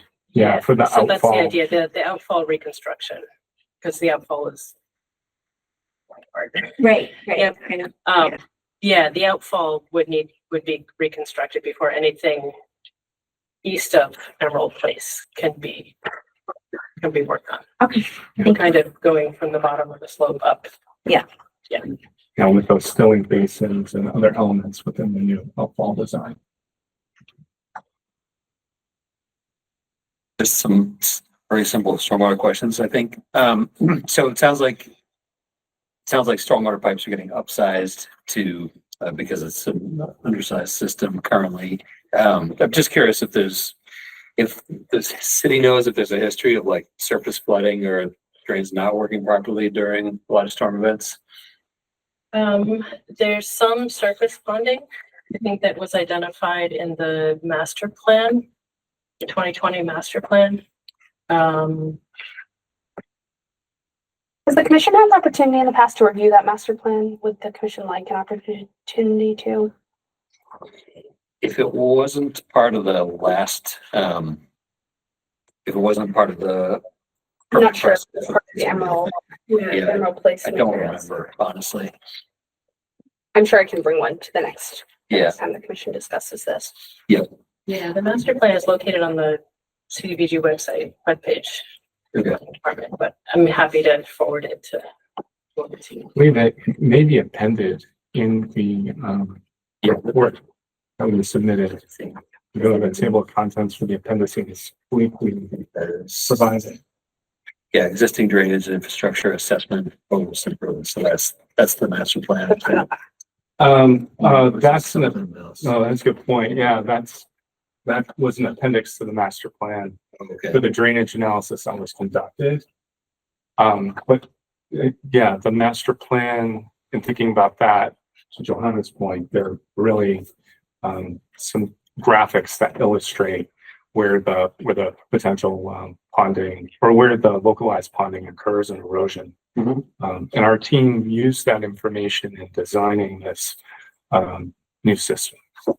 Yeah, I mean, really my only question was, I have to think, since imperviousness is dropping overall, that even if there's like the design point that we're looking at, there's a increase in peak runoff at that location that we're probably, I don't know, maybe there's even an increase in that peak number between that outfall and wherever the Parsons Street drainage goes currently, but I gotta think there's a reduction in runoff volume overall, and that's something that our ordinance also has a performance standard for beyond the Wetland Protection Act. I don't know if that's something you noticed going through the stormwater ordinance, but could you just comment on total peak, like not peak volumes, but total runoff volumes to the, like, overall for the site, pre and post construction? That I gotta think there's an improvement there. It'd be nice to have it in the record, and I was looking to see if I could figure that out myself, and I wasn't able to like pull it out of the numbers in here. It could be in here, but there's a lot of numbers in here. That's a good question. Mike, do we have that? And we have a hydrograph in one of the appendices, but I can't. It's probably it would be in the output. We'd have to dig to actually get the value, the number he's actually looking for. Sure. But we can get back to him on that. Yep. Okay, that'd be good. And also, maybe you even heard it before during our previous hearing, but we just are sensitive as a commission to groundwater, standing groundwater in stormwater areas. It seems to happen fairly often with soils we have in town. And I'm assuming the bioretention areas, how deep? They're not that deep, right? They're pretty shallow. And can you just comment on groundwater in those particular areas? If I know there's boring logs. I don't know if how close those are to where the bioretention areas are, but can you just comment on the potential on how we know that they will drain? I think we had a pretty good, if I remember correctly, we had a pretty good separation to groundwater. They're designed typically to drain out within 12 to 24 hours, and they do have overflow. So for the larger storms, they should have an overflow piece to go right directly into the stormwater system, so that you don't have additional water sitting there for too long. So as you see on this detail, there's the riser. So the first flush goes into the media. It works its way into it and into the system. And then once the storms get higher, they go right into the structure and go out. So the water shouldn't be standing for very long. It's usually I think it's about 12 to 24 hours, but I'll have to get back to you on the exact number. Do we have some information about the groundwater on the site? There should be, I think we have boring logs. Am I correct, Artie? Yes, Mike. Yeah, we have boring logs, and we had borings that were taken at the center of the Lincoln Street parcel. So we have one boring per park. And I think that's about, I'm not exactly sure, but I think it's about 100 to 150 feet from the furthest infiltration practice. And then along the roadway, we have borings intermittently, and we had very low groundwater. I think that maybe I'm not a geotech engineer, but there was a substantial drop off in topography from where the neighborhood sits to where Emerald Place is. So this is a very steep profile. It's about 11%. So there's a big separation here from here to here. But what we found was that their groundwater was sufficiently low. It appeared in the at Glen Cove Place and at Oakdale. But what we'd be happy to do is put together a table with our available data, similar to what we saw with you with the previous applicant. And we'd be happy to put together a table like that for your review. Sure.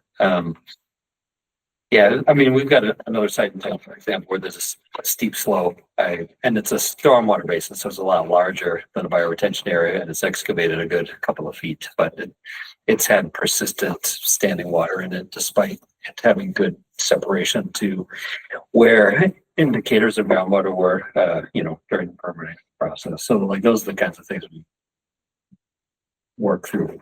Probably had one going on at different times for the last decade or so. So I hear you. Yeah. You want to nip that one in the bud. Yeah, we'll take a look at that. And that one is pretty far up the hill. Yes. From any Surface water. Surface water. Yep. The difference, if you don't mind me interrupting, the difference is though, these are small bioretention things. They're really designed to handle what is called the first flush.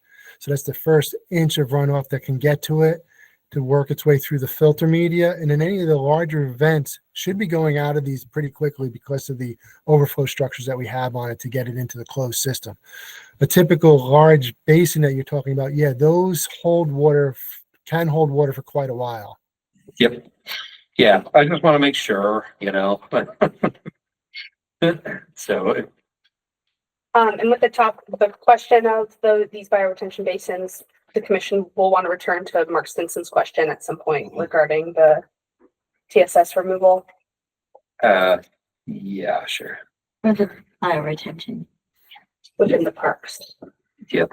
I guess if Mark's asking it, we should ask it too.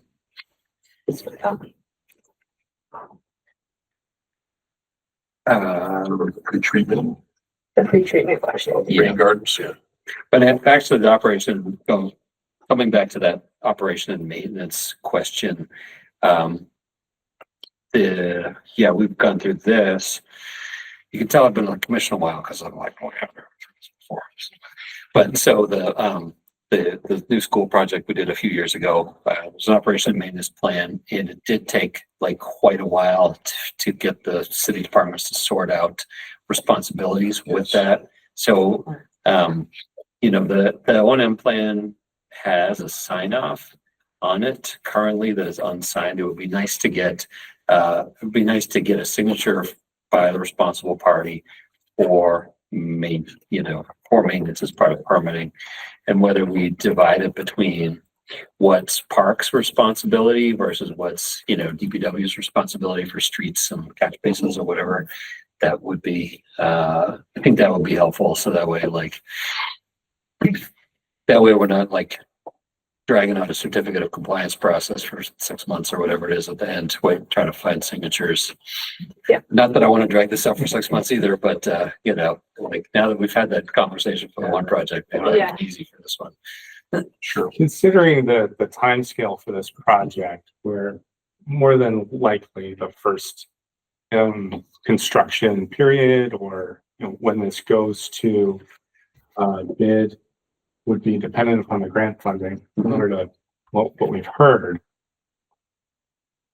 Was wondering if that could be contingent on at that time, such that, say, the stormwater permit was granted to us with the contingency with, if the commission would consider such a thing, I'm not sure, but you would consider having that signature and that authority for the stormwater management plan, for the operations and maintenance plan, for that to be signed at that point in It would time. be a pre-construction condition Sure. unless you feel your review of the actual permit itself is reliant upon who is going to be performing the maintenance.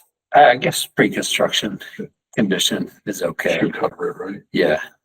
I think it would be helpful to have an answer on who the eventual signatory will be, though. Sure, of course. Yeah, I would picture it being two entities, one DPW for streets and one parks for parks. I don't know that much about stormwater, but this pre-treatment of TSF, Mr. Hansen just said that those bioretention areas are supposed to only capture the first inch. Do they need to perform TSS removal? If that's all they're gonna do. It's just, then the rest. That's what they're doing. That first inch of rain is typically what's moving the sediments and oils and stuff like that. So that's what it's cleaning out. Okay, so it is doing TSS removal. Yes. Yeah. Yeah, I mean, when it comes down to it, this is an infrastructure project trying to stick to within, city rights of way and things. So it's pretty limited in what could function and practically happen. Yeah. It's a redevelopment project. So the city engineer will not be reviewing this project due to conflicts of interest within the city. It would be her reviewing her own project. Is the commission looking to peer review for this? I was wondering that. It's kind of a big project, so I don't know. Do we do peer review for Emerald Lake? It's pretty my time. Do you all recall? I don't believe so. I don't think we did peer review for Emerald Place or Cherry Street, Okay. I wouldn't necessarily think we would have to, Well, let's get through the site visit. Yeah. And make a determination after that. Yeah, sure. Okay.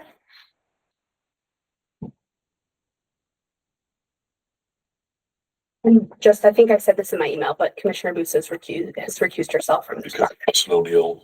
Yeah, because of conflict of interest or appearance of Sure. potential conflict of interest.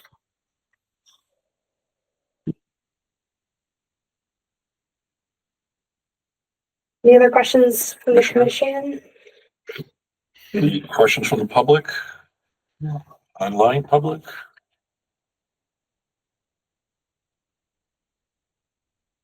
Do we want to continue this to our June 30th meeting? Yes, we'd like to continue to the June 30th meeting. Yes, please.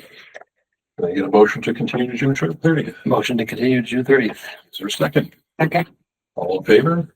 I Motion passes. Thank you all. Thank you Yeah, to thanks, the whole everybody. team for coming. It's a real group project tonight. Thanks very much for Thank your you. time. Yeah.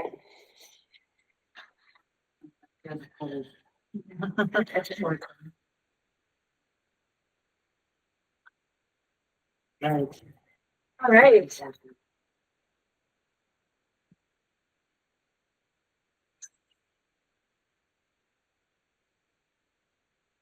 Hearings are done. Public hearings are done. All right, request for certificate of compliance for Logan Properties, 15 O'Neill Street. I see some people here. Thank you for your patience. Yeah, thanks. It's the learning experience. Dave, we gotta sign in. Yeah, sure. Thanks. Thanks, Mark. Yep. So I guess for the record, my name's Mark Reed from Heritage Land Surveying and Engineering. Been 9 years since the commission issued the order of conditions on this project, and Dave would like to thank the commission for their patience throughout the whole project, but his buildings on O'Neill Street are completed. I have a hard copy of the as-built plans. Doesn't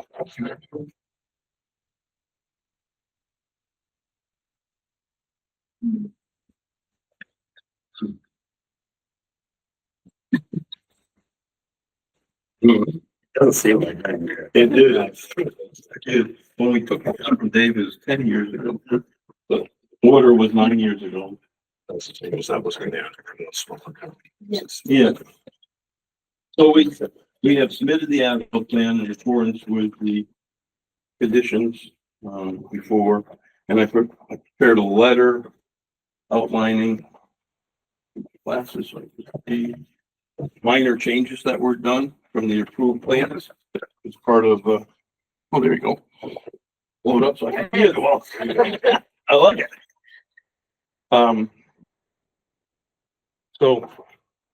So the letter that we prepared is, one is the requirement for the as-built plan stamped by a professional land surveyor. The following minor changes or additions were made. A second retaining wall was constructed near the intersection of O'Neill Street and the driveway coming in. And that, in this area right in here, for approximately 60 feet. And that really facilitated the ease of grading, so that the wall that was approved on the original plan didn't have to be so high. The lower wall, closest to the wetland line, remains the same location as was shown on the approved plan, but we kind of terraced it further away from the wetland boundary towards the driveway coming off of Old Mill Street that goes into the site itself. So that's one minor change. And then along this, I call it the south side of the wall, the concrete block wall, some riprap was installed to facilitate the stabilization of the wall because of the soil conditions that were facilitated that weren't originally on the approved plans. So those are two minor changes that, but overall, the site itself is per the approved plans. So that we feel good about it. Yeah. And we can go ahead. So, Hal, Commissioner Weeks, Commissioner Ryan, and I conducted a nice buggy site visit last. I didn't make it to this Oh, one. no, yet. you weren't. Just me and just me and Hal then. Yes, I think so. Okay, Like just the make Hal. photos. Yes, yes, indeed. Yep. So we can go ahead and review those. Sure. And were the minor changes, I wasn't here 9 years ago. The minor changes already approved by the mission as you went along. I'm assuming. My sense is that these are, you're classifying them as de minimis changes. Correct. Oh, okay. Right. The second wall was further away from any of the resource areas. And the riprap put along the side was to better facilitate the stabilization of the wall. So yes. So these are the two buildings with the various bays. Do you want to provide an introduction of the buildings themselves, sir? No, I mean, they started off as being pretty rectangular and one-dimensional, and then I hired an architect. We all know what that means. But I'm really happy with how they come out overall. They have great feel and they match, and they're just not industrial looking. It's the look I was going for. And and you built these yourself over the course. Well, Dave Hardy and I have a lot of direct. I was up pretty much directing about 50% of the subcontractors, and Dave the other.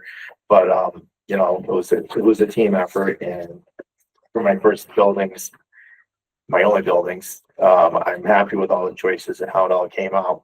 Of course, it ran over on money, so I'm still doing some work at the plumber's house to clear it in. doing some excavating. But, So, oh, did you want to say anything? but other than that, no, I always stayed within the original limits.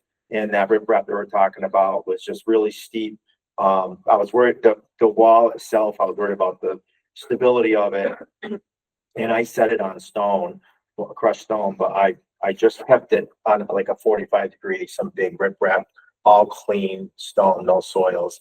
And I can probably say I don't think we lost one bit of silt past any of the limitations that we were to stay in. And that was my goal.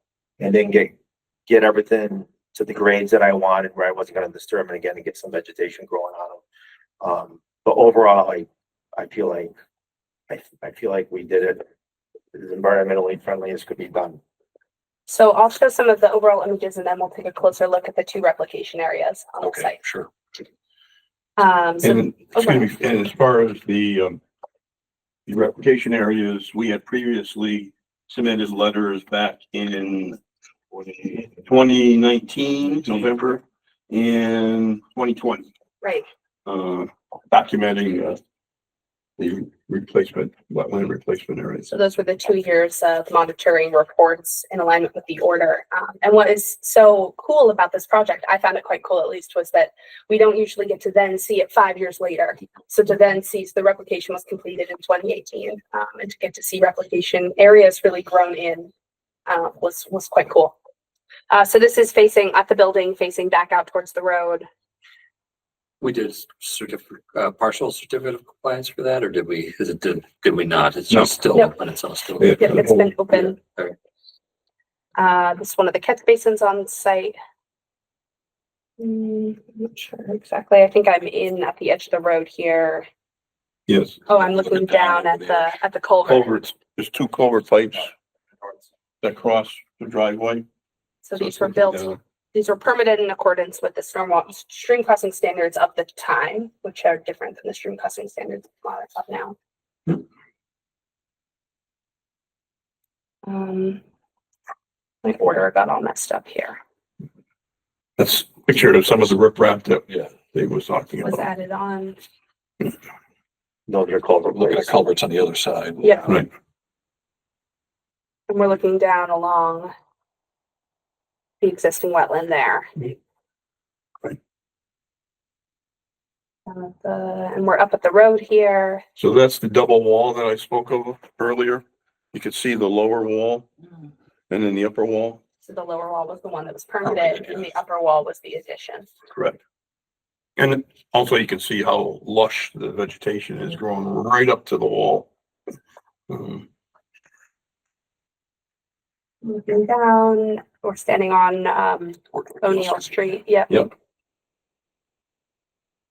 Sort of an angle down on the right facing the property. Oh, I think I was and maybe trying to capture, not sure what you Yeah, I think that photo was the grass area on the left side as you're driving in.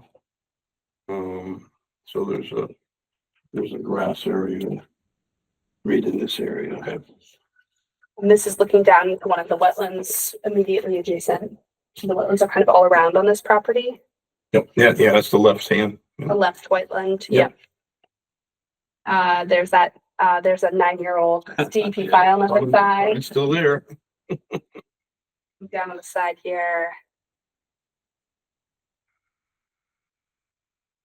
Road.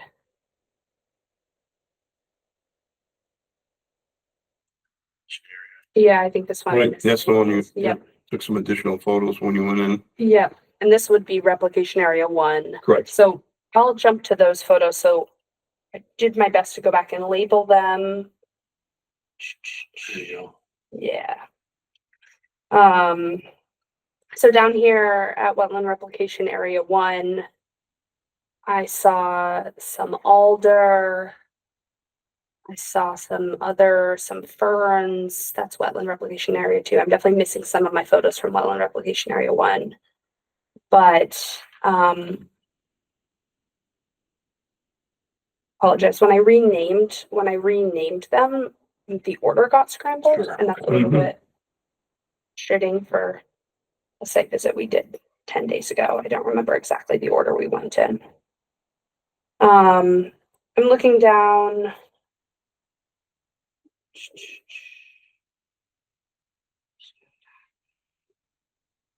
Yeah, I was definitely in the replication area here.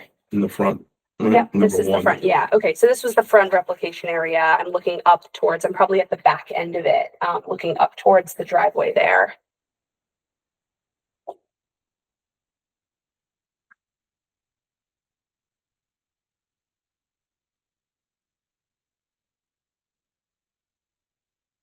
And then I think I was turned around here and facing the wetland adjacent to it. So this was not part of the replication area, but the intact wetland present on the site. So if you remember, this entire site is pretty much surrounded by wetlands. This is kind of an upland island in here. So like that picture there, you'll see an island of upland, which is just either side of it, but in the middle of it, there's a depression and wetland area there that was picked up. Right.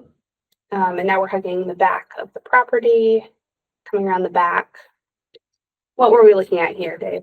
Oh, yeah, I just put a pipe down in there because I put crushed stone under my footing. Oh yeah, we were And I looking at had the that piece groundwater. there and I just wanted to monitor the groundwater. That was all. Yeah. And now we're coming along the side here, heading towards wetland replication area 2 is over on this side. And that one had more of the characteristics of like a wet meadow. A lot of sensitive fern in there. Right. I saw quite a few rushes in there. Yeah, I was honestly really quite impressed with both these replication areas. Can you go back? Yep. What's all the red? Is that supposed to be red water? It's like iron deposits. Yes, Is that normal, natural? it's all natural that's around that area. Okay. That's further back into the site. Actually not in the replication area here, we're like beyond it. Yeah, In the back wetland, in the replication area that the wetland, in the wetland that the replication area is tied into. Not like chemical runoff. No. No. Didn't see that way. I'm at like the back end of the replication area here, of replication area 2, looking back on the property. Similarly in here. So obviously we have the 2 clean bills of monitoring reports, which are required by the commission, that describe that the wetland replication areas were coming along in 2019 and 2020. And from my site analysis, they did seem to be really functioning as sort of as wetlands that were tied into the broader wetland ecosystem that surrounded the property. And now we're going to come around. There's half. In the back here, we have the stormwater basin. I explained to Commissioner August that in an email that we were there less than 48 hours after a storm event. There was some water in the basin. Major ones.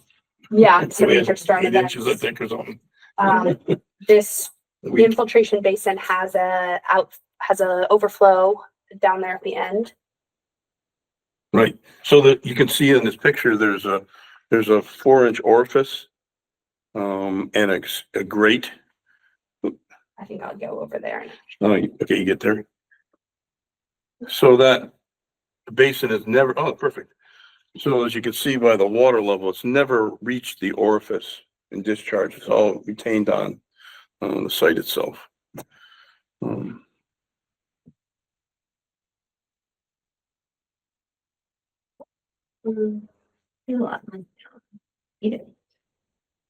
Unfortunately, yes. I mean, with all the wetlands surrounding the property for sure, but you know, this isn't not a unit of housing, right? This is Commercial site. Right.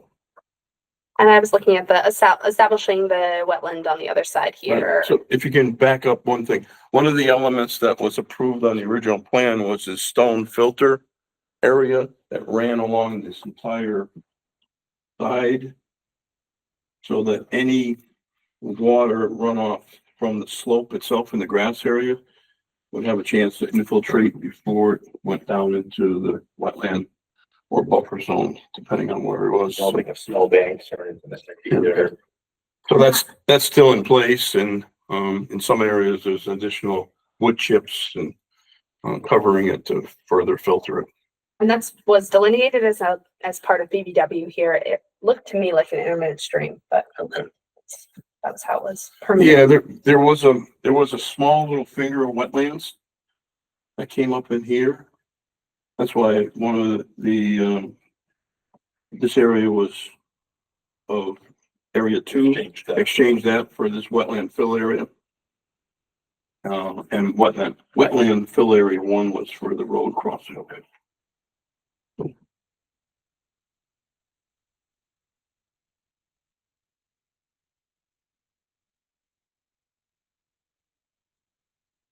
Just coming along here, the wetlands are all to the left here. That's some of the That's actually ships. some of the, yep. And this I believe was like an upland sort of Correct. little island amidst the wetland of the pine. And the old canal further into the woods, right? Yeah. Yeah. And now we get That, into that right there, just so you know, the biggest one, that biggest puddle Yeah. is over here. That's what you're seeing right over here. And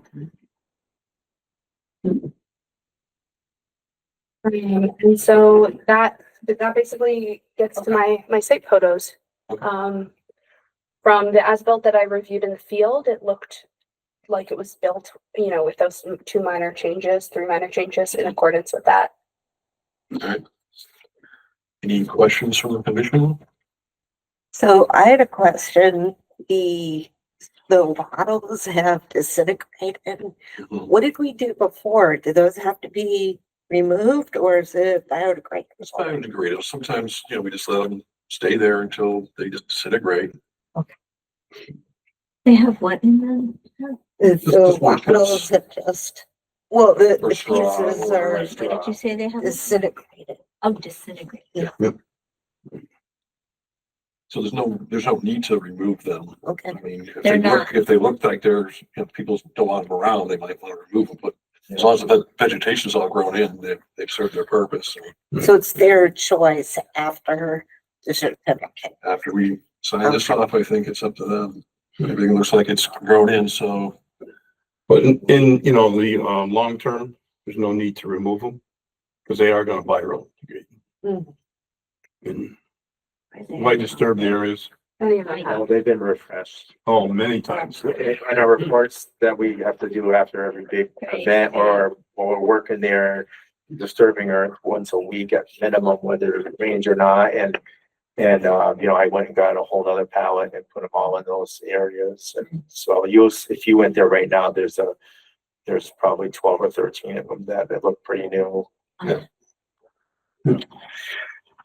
The only thing I saw is that a knotweed chunk along the driveway. I did see that one house. But is it something You else? can see that in your sleep. Here's the photo, there was one. Right there. Mhm.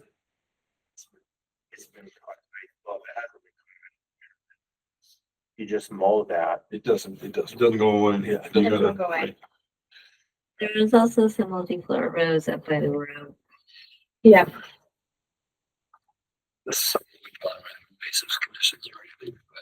But wherever you have Like, this dirt working on soil, that. you're gonna have. So I will say, With all the wetlands around there, Yeah, it's going to be yeah, it's ongoing. So if you mow Japanese knotweed, it still doesn't eventually die, but if you mow it once a week and it's grown in your lawn and you mow it, it will still continue. Yep. You got to treat it. It can propagate underground. I mean, eventually it would probably run out of sugar, wouldn't it? I think In the so. roots? Eventually it would, but It takes a lot. I think it can store. One of the things about knotweed and bittersweet is it can store sugar in its roots for a really, really long time. So it just waits for the opportunity. Right. So you have to mow it like eons. mow it and then spray it when you mow it. That's really the. Sounds like the deer take up plants. Yeah. To buy like a water through a washing machine. Yeah. It's the cockroach. So But this it order, it does really good things. this order predates the commission having invasive species conditions in the order. I don't know if, so typically in the certificate of compliance, you reference conditions that were part of the original order, typically the in perpetuity conditions, which we should take a minute to review prior to issuance, but do you, either of you know if we can, if the commission wanted to add a condition regarding invasives that was not included in the original order? I don't think we should do that on a condition, make a condition that wasn't in the original order. But I don't know, you tell me. I wouldn't think, we could try to sneak in like, that you, that you are hereby allowed to. Yeah, you're allowed to, yes. Yeah, You're allowed to do that. But yeah, it doesn't seem right to be able to go and create new conditions on top of somebody that's. Commission would appreciate any work you did do to remove That's the correct. knotweed. That is correct. Okay. So, the, in perpetuity conditions that were, determined back in 2000, what year is on the? 16. 16, were, 61 through 65. So I'll just read them out. Sure. For the record, stabilized slopes shall be maintained as designed and constructed by the property owner of record, whether bioengineered or mechanically stabilized slopes. Pesticides, herbicides, fungicides, and fertilizers shall not be used within 100 feet of the wetlands. So organic pesticides, herbicides, fungicides, and fertilizers may be used subject to review and approval of the commission. So basically, if you want to put a fertilizer on the lawn, which now that it's established, you probably shouldn't need to, or if you want to do any kind of outside pest management, not within the building, but outside of the environment, it needs to be organic pest management. And you should let me know what you're planning on doing. Okay. And I'll bring it to the commission. Okay. Number 63, native plant species. Only native, non-invasive plant species may be planted on site. If you're adding plantings, they should be native. Seed mixes should be 100% native, non-invasive species. 64, dumping prohibited. There shall be no dumping of any organic material, leaves, grass clippings, brush, or other debris into the resource areas, replication areas, or buffer zones. And number 65, additional alterations. So there shall be no additional alterations of areas under Conservation Commission without the required review of another permit. So basically this certificate of compliance does not authorize any further alteration. Okay. Your days of alteration will be closed with this permit until you apply for another permit. With the exception of trying to remove invasives. With the exception of removal of invasives. And what is it, if I can ask, do you have any brand name suggestions for the acceptable fertilizers or any sort of weed killer products? So a landscaping company should be able to give you fully organic fertilizers. Okay. If you just keep specifying, sometimes they get a little sneaky, but if you just keep specifying fully organic, Okay. that's what we're looking for. And the commission will likely approve pretty much any fully organic product. That's good. Steve Holt, I'm just gonna have him mow it. I'm just gonna, just so everything gets done on time. And he has been on West Hampton Commission for the longest time, and they still call him all the time, and he's a consultant still. And he's great, salt of the earth, honest guy, super helpful to everybody. So he'll be on that property regularly. So I'll have him give me the name of what he wants to use. I'll get that to you. Great. And then the commission will just review it at a meeting and I'll get it back to you. Perfect. There's no one from the public. Any questions from the public? No. Okay. There's no other Still line waiting yet. for the one I want. Yeah, I know. I've been very patient. Yeah, I appreciate your It's a long meeting. Did he do any suggestion as to how he can remove the knotweed? Like, I mean, the best are we technique. allowed to? We can make suggestions. Sure, we can do that right now, right?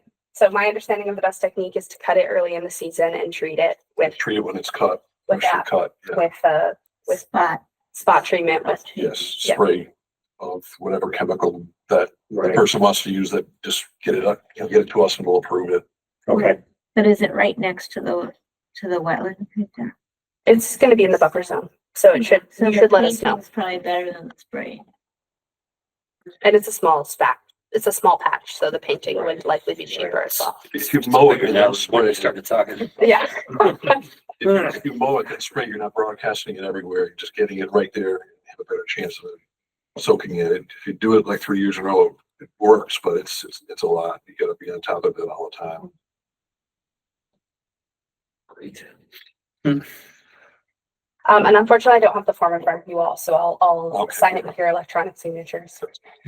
I actually read somewhere that you're supposed to do it in the fall because in the spring the sap is rising and it just pushes the poison out. Oh, And in the interesting. fall, it's drawing everything. Usually that's most plants are doing that, so the rhizomes probably get more recharged in the fall, but I mean, you should do it in the spring, you should do it in the summer, you should probably do it in the fall. Yeah, Just once a month. Yeah. Do it before breakfast. Yeah. We'll find a recipe for it and make a salad. It is edible. It is edible. Really? Yeah. Yeah. It's like the chickaway. It's like rhubarb, but worse. You don't like rhubarb? No, I love rhubarb. Oh. It's like rhubarb, but worse, in my personal opinion. All right, does someone want to make a motion to issue a certificate of compliance? Motion to issue a certificate of compliance Is there for. a second? Second. All in favor? Aye. Right, motion passes. Congratulations. Right, Thank you very much. congratulations, yeah, congratulations on 9 years of work. Yeah. Um, It looks great. It does, it does. It does, yeah. So I'll issue that, and then I'll send it registered to one of your addresses. if Sure, send you me- can send it to our office. We'll Okay, get it excellent. recorded. Great, and that's in your email signature, yeah, and Yep. you'll want it recorded. And then we'll get proof of recording it back to the commission. Excellent, great, Okay? thank you very much. Yep. All righty. Thank you. Thank you. Thank you very much, you.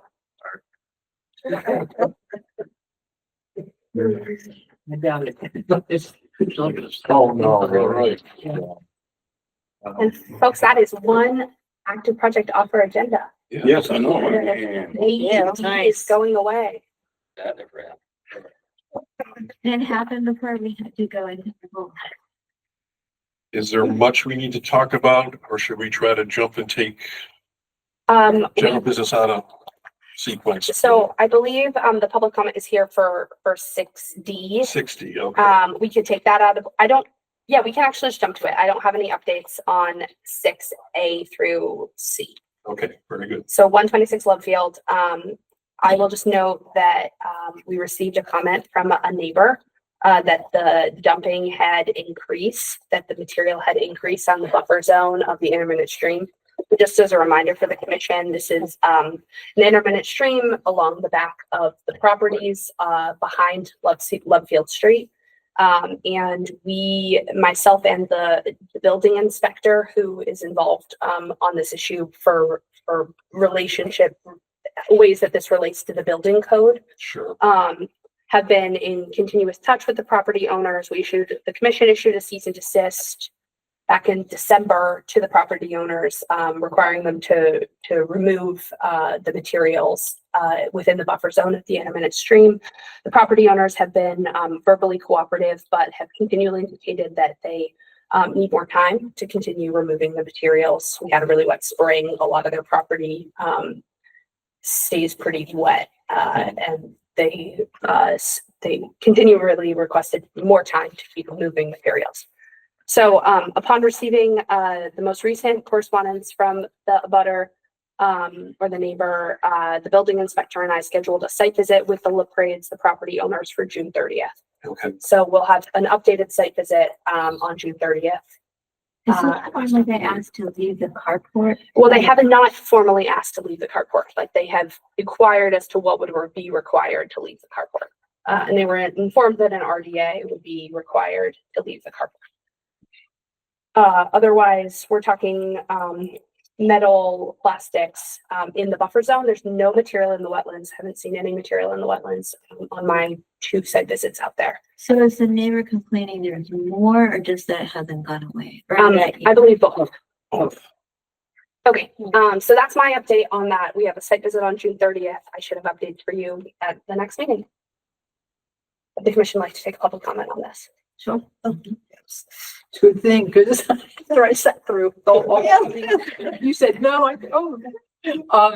So I'm the one that sent the most recent complaint. Okay.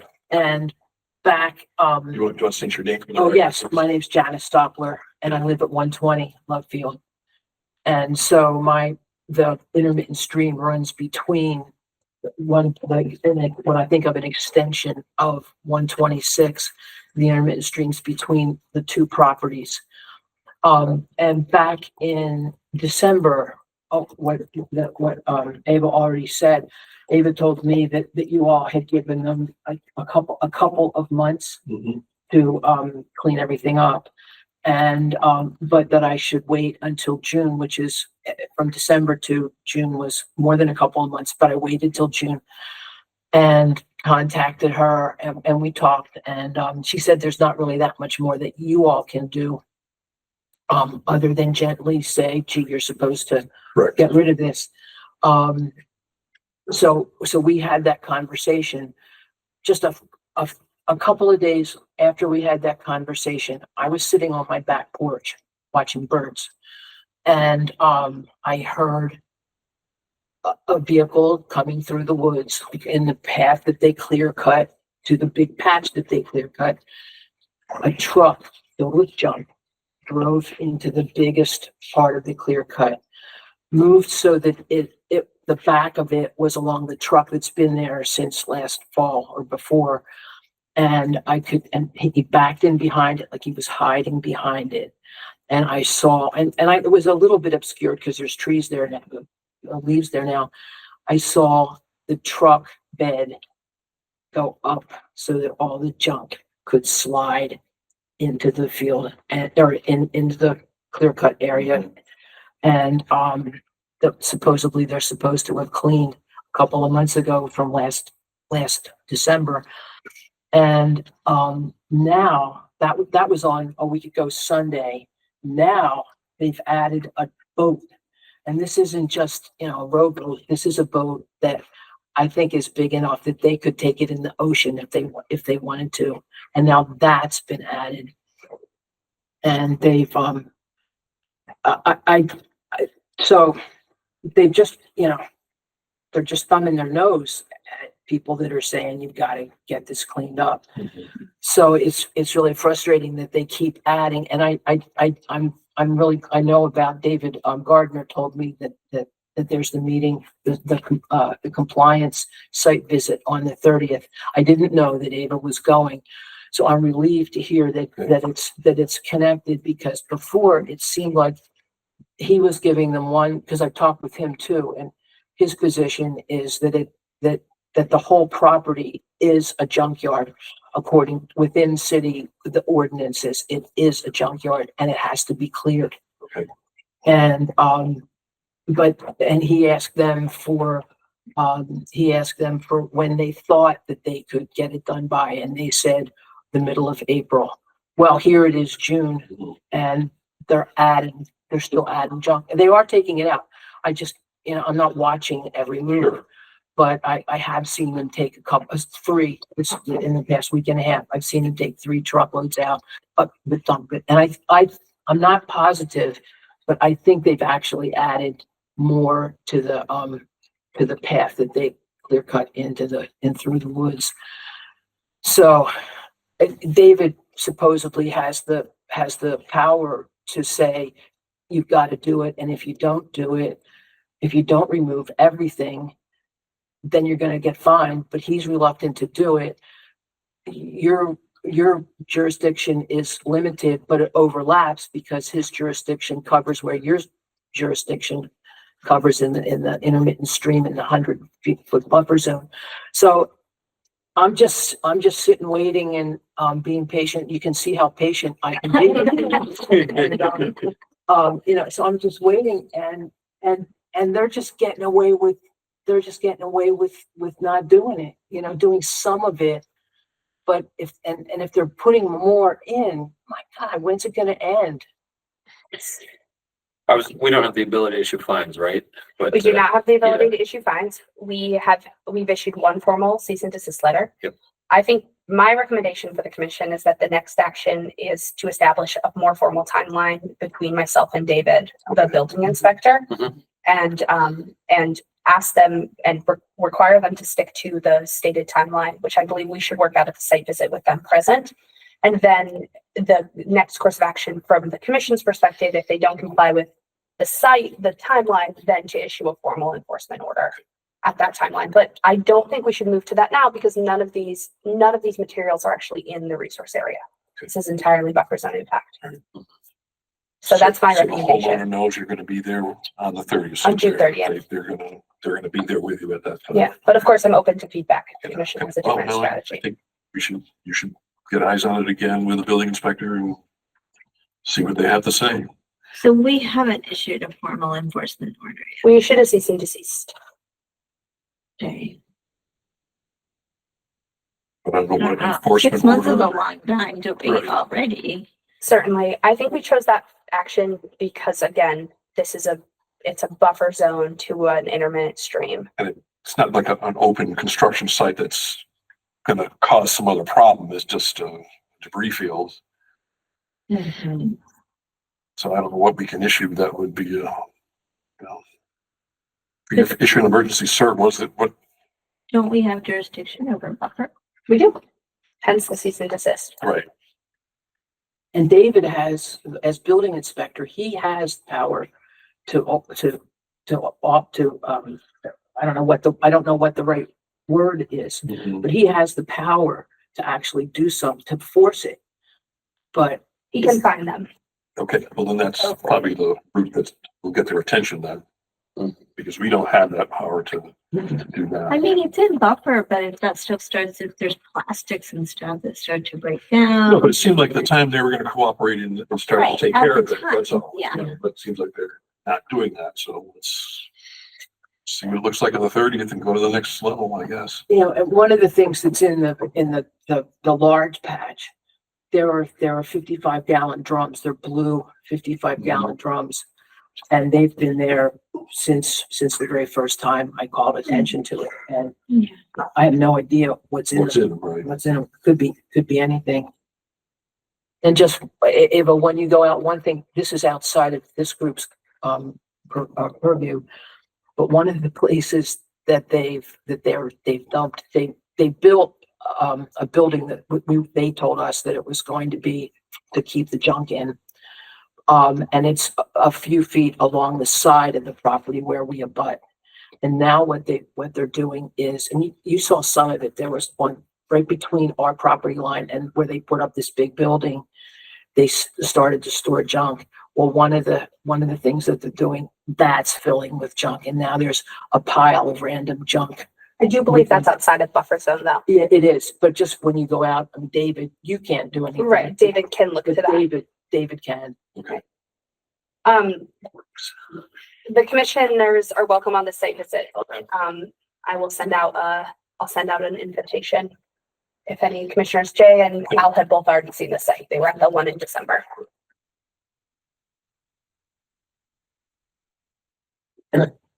Do our ordinance revisions give us the ability to? Or yes, the ordinance does give the commission the ability to issue fines. The current draft. The new draft. Yeah. Yes. All right, yeah, we'll see what happens. The 30th, I guess. So I think that's all we can do tonight anyways, but So if you take pictures, can you do us like a side by side before and? Yeah, we can do some side by sides from the photos I have in December. okay, that'll be interesting to see. Did I hear that it was, that the town has permitted it as a junk site? It's not permitted. The building inspector has the ability to declare something a junkyard.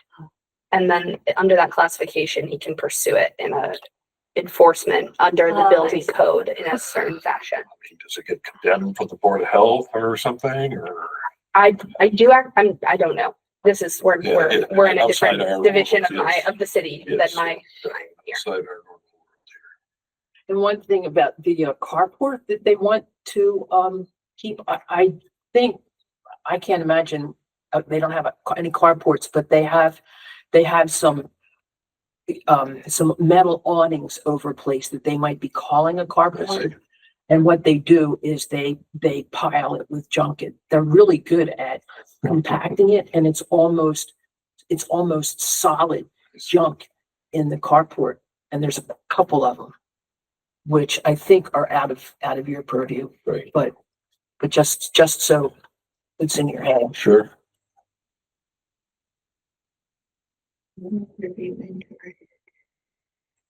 You know, and it and it bothers me, but I mean, I hated that my property, which we've turned into a mini nature sanctuary, literally, is surrounded by a junkyard. Right. But one of the things that is really important in this intermittent stream.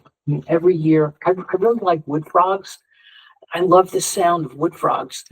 And there's actually a video that I made. Ava has it. I just made it for myself, but ended up passing it on. But the junk made a wall. There was a solid wall of junk metal on their side of the intermittent stream. And so this year they had a really hard time getting to it. And so, I mean, for years I've been paying attention every spring to the wood frogs. Oh, they're here finally. Well, they called for 2 days because there were so few wood frogs in that intermittent stream. And this is after like more than 20 years of watching wood frogs. So this is one of the many really- reasons that fill in wetland resource areas or in adjacent areas is A problem. problem. Yeah.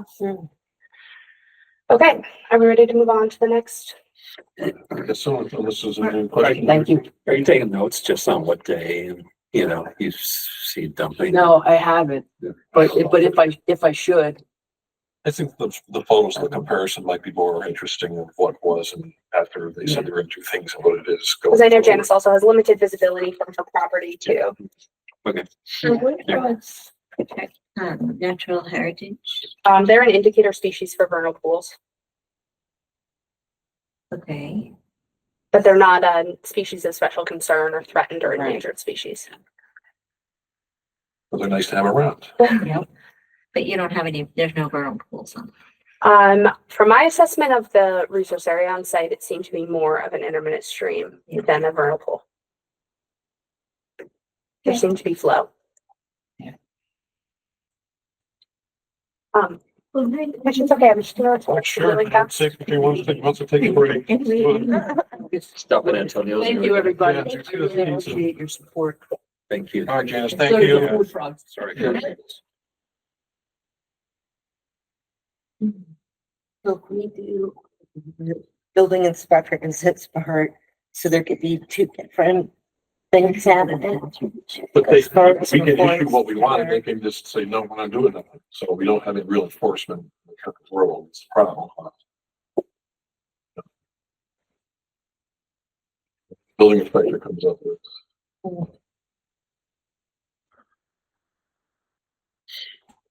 We, maybe if they were trying to do a project or something, you could hold them up and say, well, we're not going to give you any permits to do any building or anything like that because you solve this problem. But, if there's just pile the junk up and saying you're going to fix it and you don't fix it, it's kind of, we can just throw letters at them and nobody's going to do anything. Or they're going to cooperate. All right. Okay. Okay, we'll keep them snappy, y'all. 50 Florence. So I issued the enforcement order per the commission's motion last meeting. I issued the enforcement order at Mark Stinson's recommendation, both to the Galls and also to Signal Energy directly. I see. I'm not sure if the commission's done that before. He recommended it in this circumstance, given that energy, solar fields are kind of their own beast.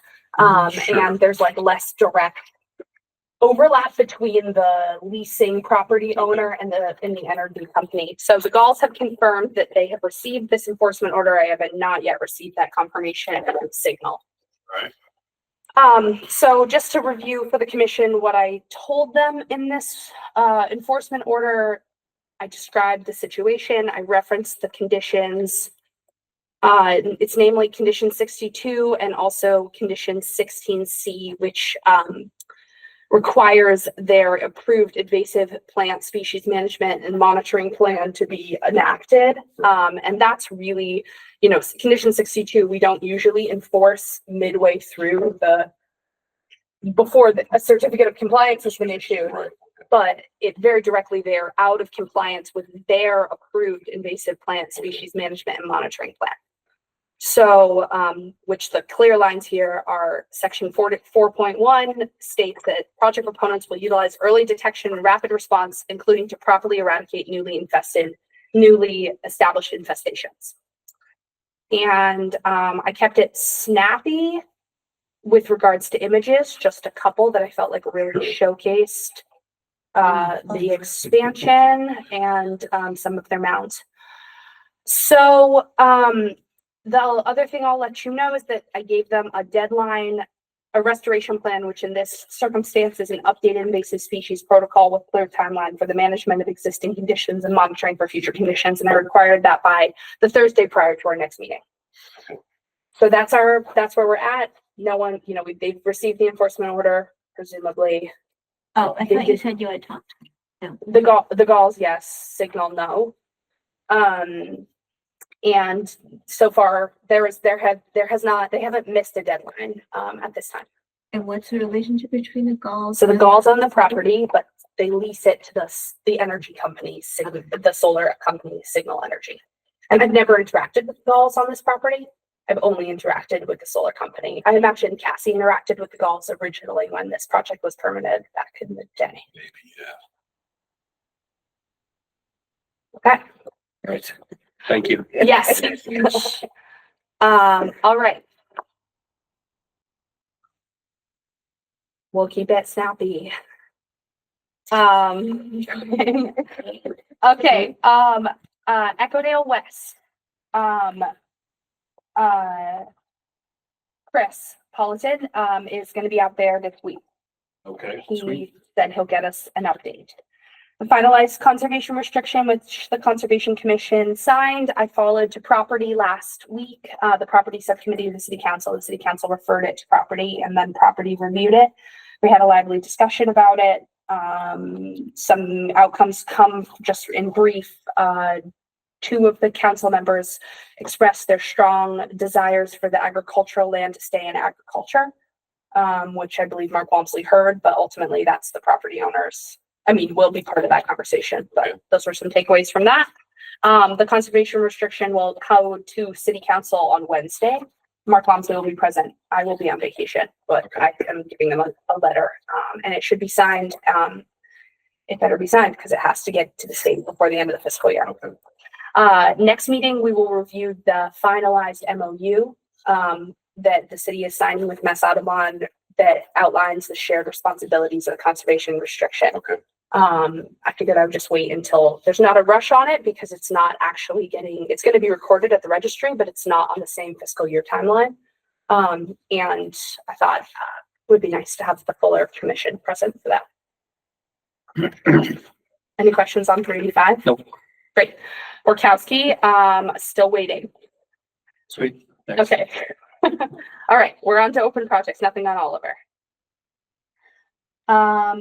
The first one I have for you is 6973 Loudville, which I've now been to twice at the required 72 hours after storm events. If you recall, the last time we had Rob Levesque here, he indicated from his images that he had seen drainage 72 hours after rainfall. This is what I'm seeing 72 hours after rainfall. All right. Have we reviewed? This is recent. This is from mid-May, but I don't think we reviewed them at a meeting. Have we? No, I don't think so, but You don't we have these images available yet. Yeah, there's frogs in there. I do recall Commissioner Buttrick at one point saying that if he was a kid, he'd love to catch frogs in this pond.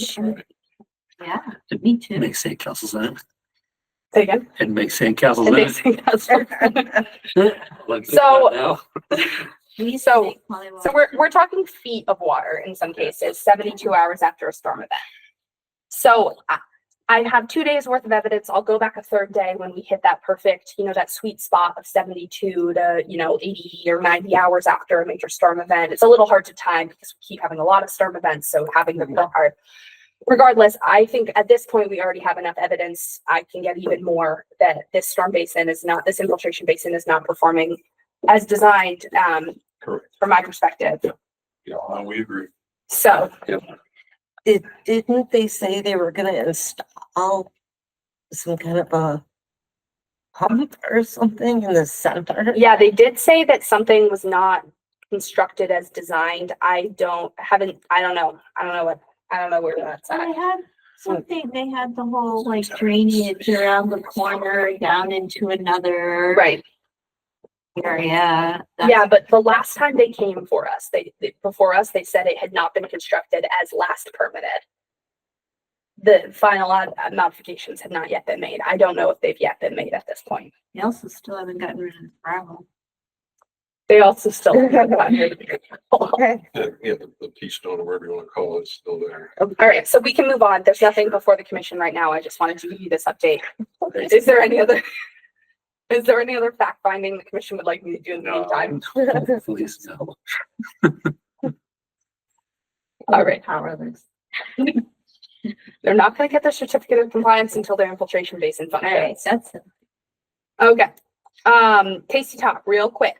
So as we recall, we had just heard that there was going to be some dewatering. Here's the dewatering update. Greg Russo, our Weston and Sampson consultant. It's really great having a consultant because whenever I get something from Tasty Top, I can just say, hey, Greg, go check on this. You do it. It's great.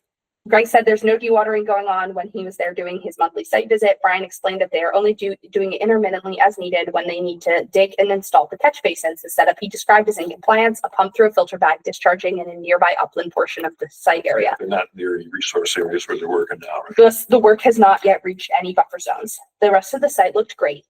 Erosion controls are all well maintained. Signage is visible. No track was observed onto Northampton Street, and the stabilized construction entrance is working well. There are some very large soil piles, but they are being worked on every day, far from resource areas and contained by the grading of the surrounding work area. I see no issues with these yet. Brian says if they become an issue, he will stabilize them. Okay. And we did receive his most recent monthly report. We get these every month. I'll keep dropping them in the ongoing document, but there's nothing of note here. So There's no stream crossing work yet. not yet, or no timeline proposed. Can you, I don't know if he's checking this in the scope, but when they set like a structure or pipe, if he has a way to verify the elevations are matched to as-bills, that would be good information. And the pipe materials are like public too. So when they add a pipe as part of the stormwater, That makes the plans. okay. Yep. Yeah, just like make sure things look good. I think I don't know if that city engineer would do that. That's such a big project. There's just gonna be a lot of pipes and catch basins and stuff. Yep. Yep. Okay. You verify the elevation. Great. Great. I can ask that for that. Okay. He does these monthly visits, so. Yep. Great. Cool. All right, that's what I got on 9395. Good to keep going? Yep. Great. All right, 109 Everett Street. They would like to move to monthly reporting now that the site is temporarily stable. Commission, I'm not exactly sure why they're trying to rush this. From my sense, this site is going to be stable so soon. They just fully seeded it with, they just hydro seeded it. It looks great. We'll wait till our next meeting to talk about it. Let's see. I don't know. I mean, so this is what it looks like now. Which one is this? We're at 109 Everett. We're at the cemetery. Yeah, cemetery. Yep. Yeah, so they finished, basically. They finished their site work. It's amazing how fast you can go when you're not building any buildings. Yeah, right. Yeah. That's their like jute mat, is that what that's called? Could be, yeah. Immersion netting. So you can see it's all seated. It's not, this was last week, Thursday. The church works on June 30th, fiscal year basis. I think everybody else does. So they're trying to move to monthly. I don't see any issue of moving to monthly for now. This site has never had an erosion and sediment control issue. The site is like set below the controls, so there's just so much space I see. Okay. for any like there. I just don't see how any sediment's getting off of this site. You've been there, and if you think it looks fine, I think we could move to monthly, trust your opinion. Yeah. knowing that this will get likely declared fully stable within this growing season. Right. Okay. What is the pond? That's their infiltration basin. Is it also not working properly? I don't know. That was pretty close after a rain event.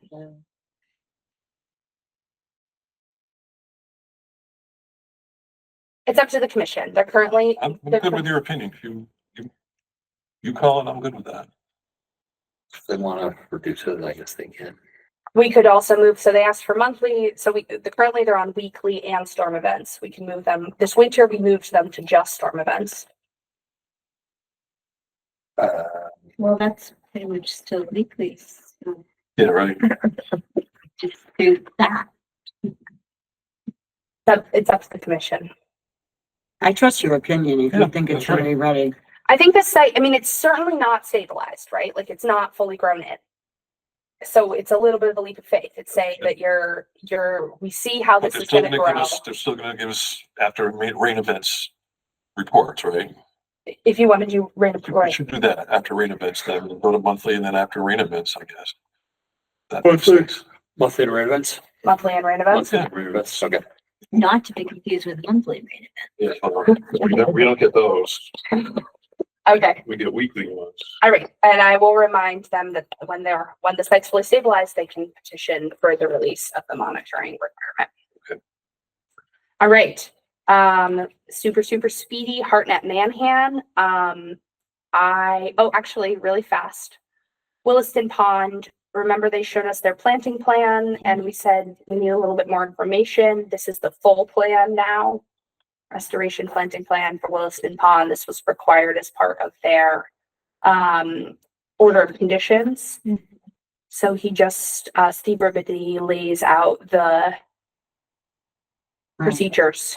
And they're looking to do this in the fall. Right? They're looking to do this in the fall, yep. And it's the same map that the commission saw before. It's just the associated requirements. Good to me. All right. Okay. Okay. Does the commission approve it? Yes. Sure. Great. Okay. I mean, I wasn't here for that meeting. Okay. That was a pretty detailed, their plan looked pretty good. Yeah, that's correct. You need something? No, that's fine. No, I think if you guys approve it, I mean, that's just the language in the order is an approved planting plan. the restoration plan. Yeah, I think this looks fine. Wasn't there an ask for a plan to coordinate, like a bigger plan to coordinate with other organizations? Yes, and that upstream? is required prior to them requesting a certificate of compliance. So they have the 3-year timeline to work on Yeah, that. but this is fine for the fall plan. Good. Awesome. All right. Speedy. Say again. I said I keep sliding. Oh, yeah. Yes. HeartNet Manhan, I just took an opportunity to visit the other side, the side that's now reopened, just for the commission. And mostly I just want to tell you all that the mountain laurel is absolutely incredible in there. So you shall go. This is the Mine Road entrance to the HeartNet Manhan Memorial Forest. And the other thing I was assessing is how easy is it to get off trail on the open section and end up in the closed section, right? Mm-hmm. And my assessment is not easy at all. So this is the little parking area. There's also street parking. They built this little parking area that was originally the logging landing. This is a previously logged site, logged last year, 2 years ago maybe. So this shows you the map that they have posted. They have it posted at the close entrance too. And so I took that white trail that goes along the edge here, if you can see that where my mouse is, to the river, and then followed it until it ended. And I just wanted to see, like, could you just stumble into the closed area and just find yourself digging up minerals? That's a great question. Can you? Lost. I was digging for slugs to eat. Right. Totally. So the trail is well marked. I can't say it's the nicest trail I've ever been on, besides for the Mountain Laurel. It has some muddy sections. Like this is the trail, y'all. As someone who used to work in trail design, this is unfortunate. Yeah. But it's not a widely used conservation area. I would say it's mostly used by neighbors. It has 2.5 And we're in the miles rainy of trail. season, so it's In the probably rainy wetter season. than normal. Yep, following the trail here, it gets out a very steep slope. Again, not sort of like the best trail ever, but fine. The trail's easy to follow. It's marked with these white blazes. Here you come down to the Manhan. Yeah, you still have access to the Manhan even from the other entrance. Beautiful, following the trail, hugs the thing here. I was looking for evidence of mining around this section of the Manhan, didn't see any. Continued on. It's lovely. Nice. Manhan, beautiful. I did not see how you would have to bushwhack off of this trail into the closed area. Okay. Closed area on the other side of the stream. The closed area is on both sides of the stream, and there was digging evidence on both sides of the stream. Did you happen to see how the plantings are doing? I checked last time I was there. I did not go on that side. I wasn't looking to do the trespass, so I would have had to drive around. Yeah. See, the closed area extends to that side. Oh, it's close against you also, huh? I'm supposed to request permission per our RDA. I'm supposed Sure. to request permission prior to visiting. All right. All right. Okay, we've got minutes. Approve. Good hours. Motion to approve the minutes from, Second. all in favor? Aye. All right. Motion. Awesome. Minutes are approved for June 2nd. Thank you for the ordinance is chugging along. The next ordinance subcommittee meeting is, or working group, sorry. The next ordinance working group meeting is July 1st. We'll have a more formal update for you after that. Aren't we supposed to review it? The At rest some of the point. committee at some point? At some point. I mean, it keeps going to these higher and higher levels. It's just the planning department. It's just an intro. We're still in an intra planning department review. It hasn't gone to the city. Yeah. No, you guys will review it long before it goes to the council. Okay. Okay. The forest cutting plan, we have an amended forest cutting plan for the Groveland Street property. Save this till the end. Say that again. Nothing. So why do we save this to the end? I'm Because we trying to pull can't it do up. anything about it anyway. I can't, he keeps, okay, so keeps sending him to me upside down because the man built the map upside down because he built a south up map. Okay. So oriented this way, it's north up. You also have a hard copy on your table somewhere. Yeah, Dan has it. So the additional acreage, it's 11 additional acres. It's outlined in black here. It's closer to the solar arrays. It sort of hugs the access road of the solar arrays. This is the back array. It sort of is in the in-between zone of between the two sets of arrays.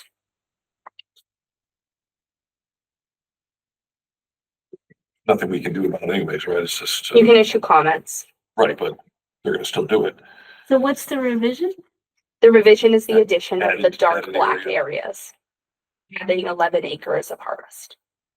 So what's the total? I think it's 53. Is that right, Dan? 53 what? Acres. And what about,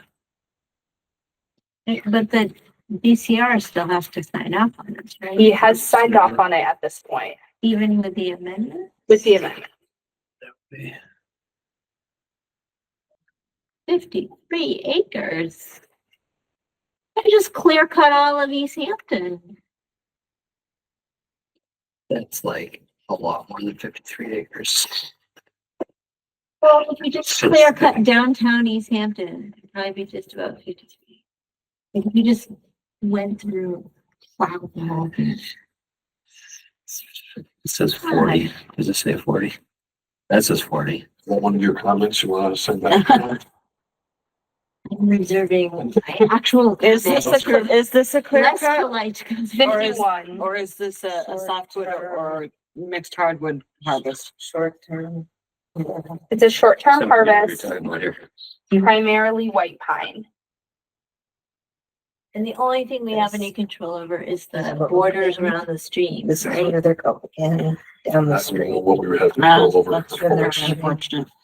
I think that's what I thought, is that we can Look make at sure it. that they're not cutting close to streams. They're going here. Right. Yeah, and they added a new stream crossing. I spoke to the service forester about it today. I mean, he said that he reviewed and approved this amendment. Yes, that's out of our hands. in Yeah. that Direction. Well, we can make comments. You can make comments. That's right, but If any commissioner would like to make a comment that they don't have prepared right now, you can also email them to me and I can send them to the licensed, the forester on site. I can send them to the service forester and the property owner. My comments would not be appropriate in this meeting or polite company. Great. Climate change. Okay, yeah, true. Okay, so the last one is 44 Carillon Circle. So, and I promise I'll just make sure we run this by Julie. Yes, I can make sure that Julie has this. In case she has some up her sleeve thing. yeah, I don't know if there is an upper sleeve thing with these, Yeah, maybe not. the It just- Department of Forest Services approves it, then that's how it works. The kids are hungry. Yes. You mean us? We don't have to move on if the commission's not ready to move on. We can stay on this topic. We don't. There's nothing we can do. No, I don't think so. So nothing has changed other than They added acreage, they added a new stream crossing. and the Well- forester watches over stream crossing. And make sure that the buffer zone around the stream crossing. The is filter not- strip is proper, yeah. Not cut.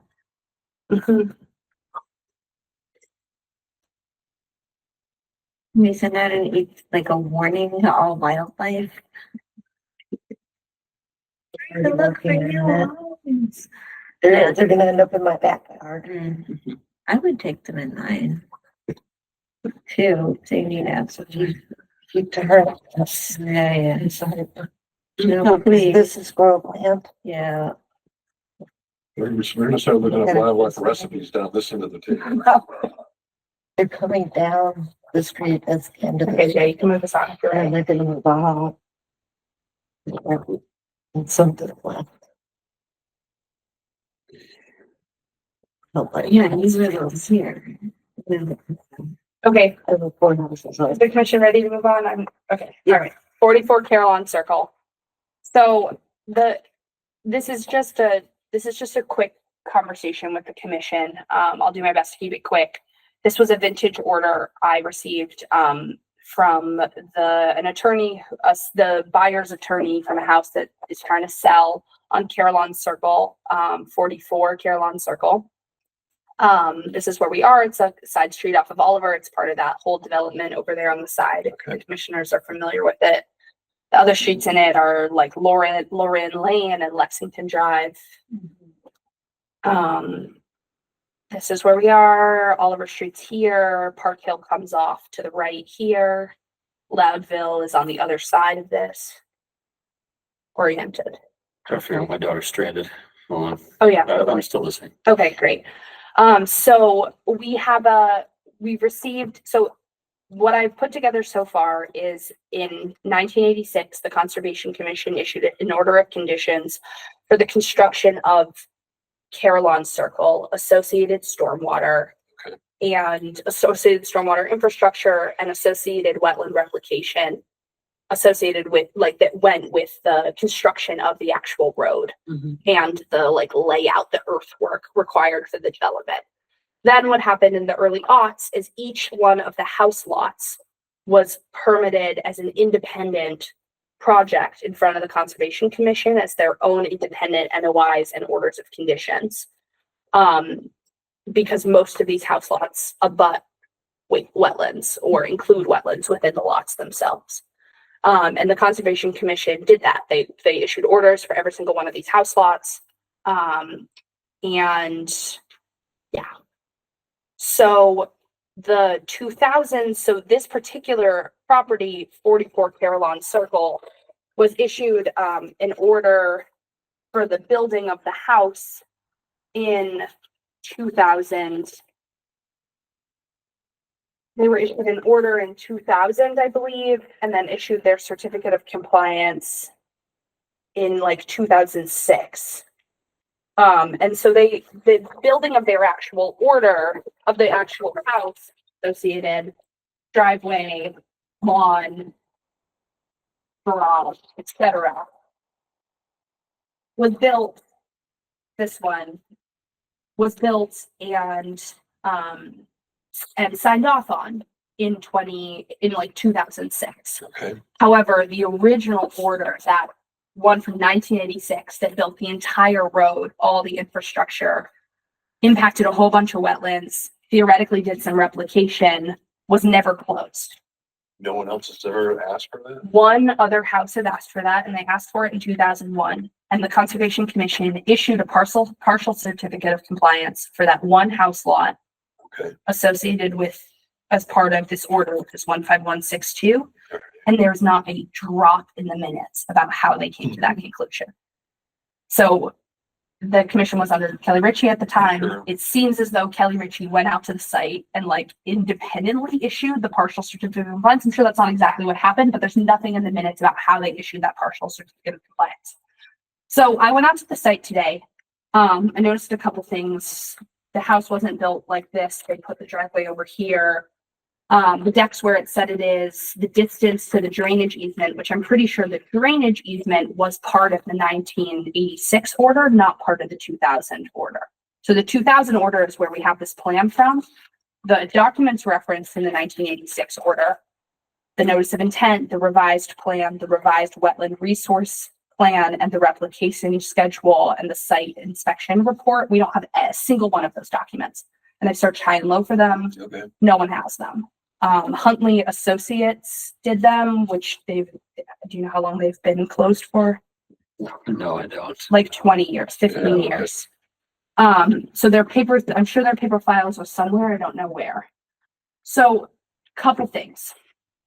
This drainage easement permitted by the 1986 order, I believe, is likely, from my perspective, the only piece of the 1986 order that is specific to this lot. Does that make sense? Mhm. Because my understanding from the order, and I'm just pulling this out of the special conditions of the order again, because that's all I have to go off of, is that it didn't actually permit the building of any of the houses, the driveways, etc., particularly because that was included in the later order. It was just for the road and all stormwater infrastructure. Here's where it gets funky with regards to that. This drainage easement, as described on the plan, is permitted by the order and is signed off on by the certificate of compliance. The certificate was not built how it was signed off on. Or sorry, it wasn't ever signed off on in the certificate of compliance, because that was just for the 2001. So this was a letter in the file from June 23rd, 2000, from Stu Beckley, the city planner at the time, where he states that a neighbor asked him to investigate the drainage systems shown on the plans submitted to the commission. He found that the plans do not accurately depict the drainage as it presently exists, like this, right? He says an existing culvert is shown running out to Carillon Circle, parallel to the property line between lot 194 and lot 195. This culvert does not flow as shown. The attached sketch shows the actual flow of the culvert. So it actually comes here, 194. This is 44 Carillon. This is our property in question. To here, then it flows exactly along the property and out here. And we walked this today, and just like Stu Beckley in the year 2000 indicated, that seems like what it's doing. I see drainage. There's a catch basin. There's a drainage. You can see the evidence of the infrastructure, and there's no evidence of the drain infrastructure on Carillon Circle. Does it work? Stu Beckley in 2000 said it did. However, he said the city will no longer take responsibility for it because it's drainage easement on private property, whereas originally it was a drainage easement on public property. So he suggested that lots 194 and 195 get private easements. This easement agreement should be between the three property owners only and should not include the city of Easthampton. The responsibility of the maintenance of this pipe should be clearly determined amongst the three owners. Okay. So where do we come in? We have this certificate of compliance to issue. or partial certificate of compliance from 1986 or I think that I would advise the commission to issue a partial just for this one lot, house lot, which is what they're going to be requesting. However, we're kind of kicking the can down the road because at the end of the day, we have this open order. At some I point, don't think there's ever gonna be a solution at this point. Right, with these three properties, that's what's gonna always have to happen. That's what they did before, right? They issued it for just the one property. they issued it I for can just ask one Kelly property. Ritchie if she remembers what she did. That would be great. It was 21 Caroline Circle. That'd be a picture of that. Okay. Could I have Kelly Ritchie's phone number or email? Yeah. I don't have a phone number, but. I mean- Can we issue a certificate of compliance with a note with the easement is with the information from the city engineer and that the easement is no longer, it's not built as approved. We can. But it's functioning and that it's now a private property issue. We can. My only other concern is that the order, the 1986 order, mentions replication. We don't know where the replication was or if it was done correctly. There was replication done. This is, remember the 2000s order? There was replication permitted in 2000. And I saw this replication while I was out on the site. One other note I will say as I was investigating this property, the commission clearly permitted the limit of lawn as part of this project. Mhm. The lawn comes out to here. Mm. So we're gonna have the formal request for a certificate, a partial certificate of compliance in front of us at the next meeting. But that's something the commission should consider. It's about 70 feet beyond the original limit of lawn that extends out to here. This wetland area, from my perspective, is a fully functioning wetland resource area. I think a very likely vernal pool in the back here. Based on the site conditions and the fact that the property owner told me that she heard peepers all through the spring. So And it's a confined basin with no permanent is there inlet outlet. anything in the lawn? Like a swimming pool? Or Just the lawn. can we just tell them to stop mowing it? That's would be an option. Plant some wetland species. These are three separate owned, privately owned. Yeah.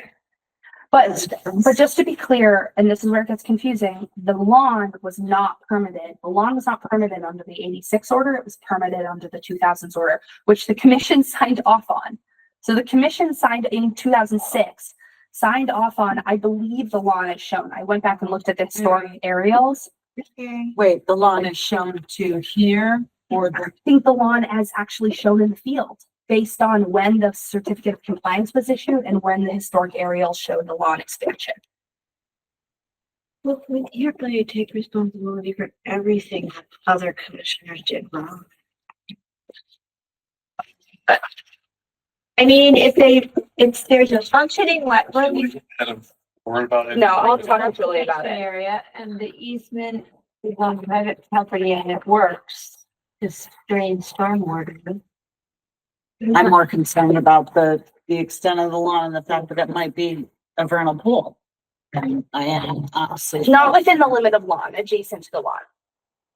And the lawn was approved already in another certificate of compliance back in 2006. So what can we do about that? Can say our predecessors were wrong. Yeah, yeah, or, you know, So so this is for a transfer of property. Can't you attach new conditions based on current laws? The laws were in effect at that time too. Right. The Wetlands Protection Act was in existence when the certificate of compliance. And I'm actually just going back to, no, that's the wrong property. Done so many different, I was pulling at all of these different ones. Can we continue this to the next meeting? 'Cause it's Yeah, so 9:10. a request for a certificate of compliance is gonna come in front of the commission at the next meeting. So I think we will definitely continue this till then. The property owners are really, really eager to sell the property, so I just wanted to get any direction that you guys might have on what information I can get before the next meeting, so that we don't turn them away when they have a proposed sale Sent date you a of Kelly July Ritchie, 3rd. cell number and an email address. Awesome. So. Because We'll obviously talk to last Julie. week was the first time these folks had heard of the fact that they had an order attached to their property, right, as classic Right. fashion here. Yeah. Do you have any thoughts? Not really. We have done Carolyn Circle stuff in the past, like a long time ago. Is there a new, well, I don't know, line of questioning that's gonna take a while and get us nowhere, but I think we have been out there. I do remember something about weird pipes. I don't know if it was this weird pipe or different weird pipes. Do you know what I'm talking about, Jay? Yeah, I just, but I can't tell you if this is the location. I Yeah. actually just want to quickly say, though, that I think the lawn expansion occurred after the certificate of compliance was issued for the property. Okay. Okay. So it seems like the COC was issued in 2003. Mhm. And from the historic areas, the lawn expansion occurred between 2005 and 2006. Or 2004. I can go back and double check. I thought you said the certificate of compliance was I thought issued it was in 2006. They waited 2 years to record it at the registry. So I would like to propose that this isn't about this, but we have a motion to like keep our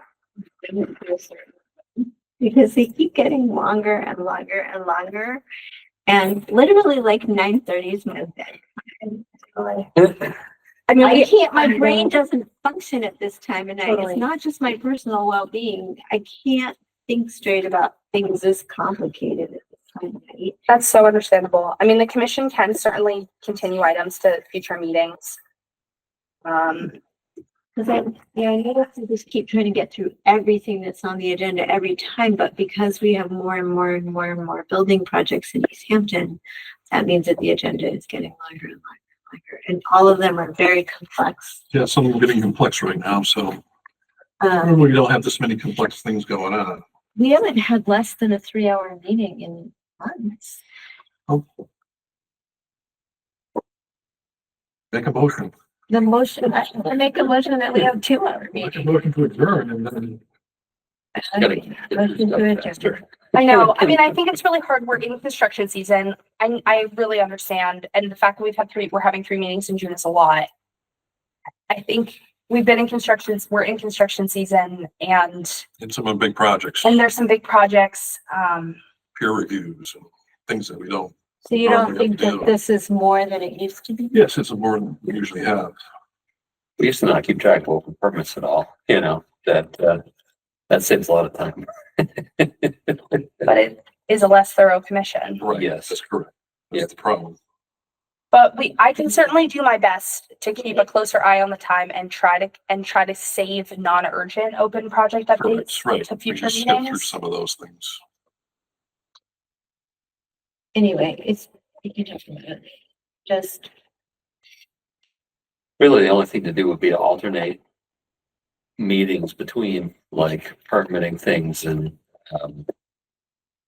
project. But I don't know if we can do that. Still need timeframes for, I mean, I guess some commissions do only meet once a month, but we do have a lot of questions and do take multiple meetings, which some commissions. It would slow projects down if we Yeah. give us a month so you'll get back to them on something. I'll also say that not all commissioners have to be present. Like you certainly could leave early as long as we still keep a quorum. Commissioners can leave early if they need to, of course. okay. Well, a motion to adjourn. Okay. Second. Bye. All in favor? This government meeting is brought to you by Eastworks and our local cable subscribers.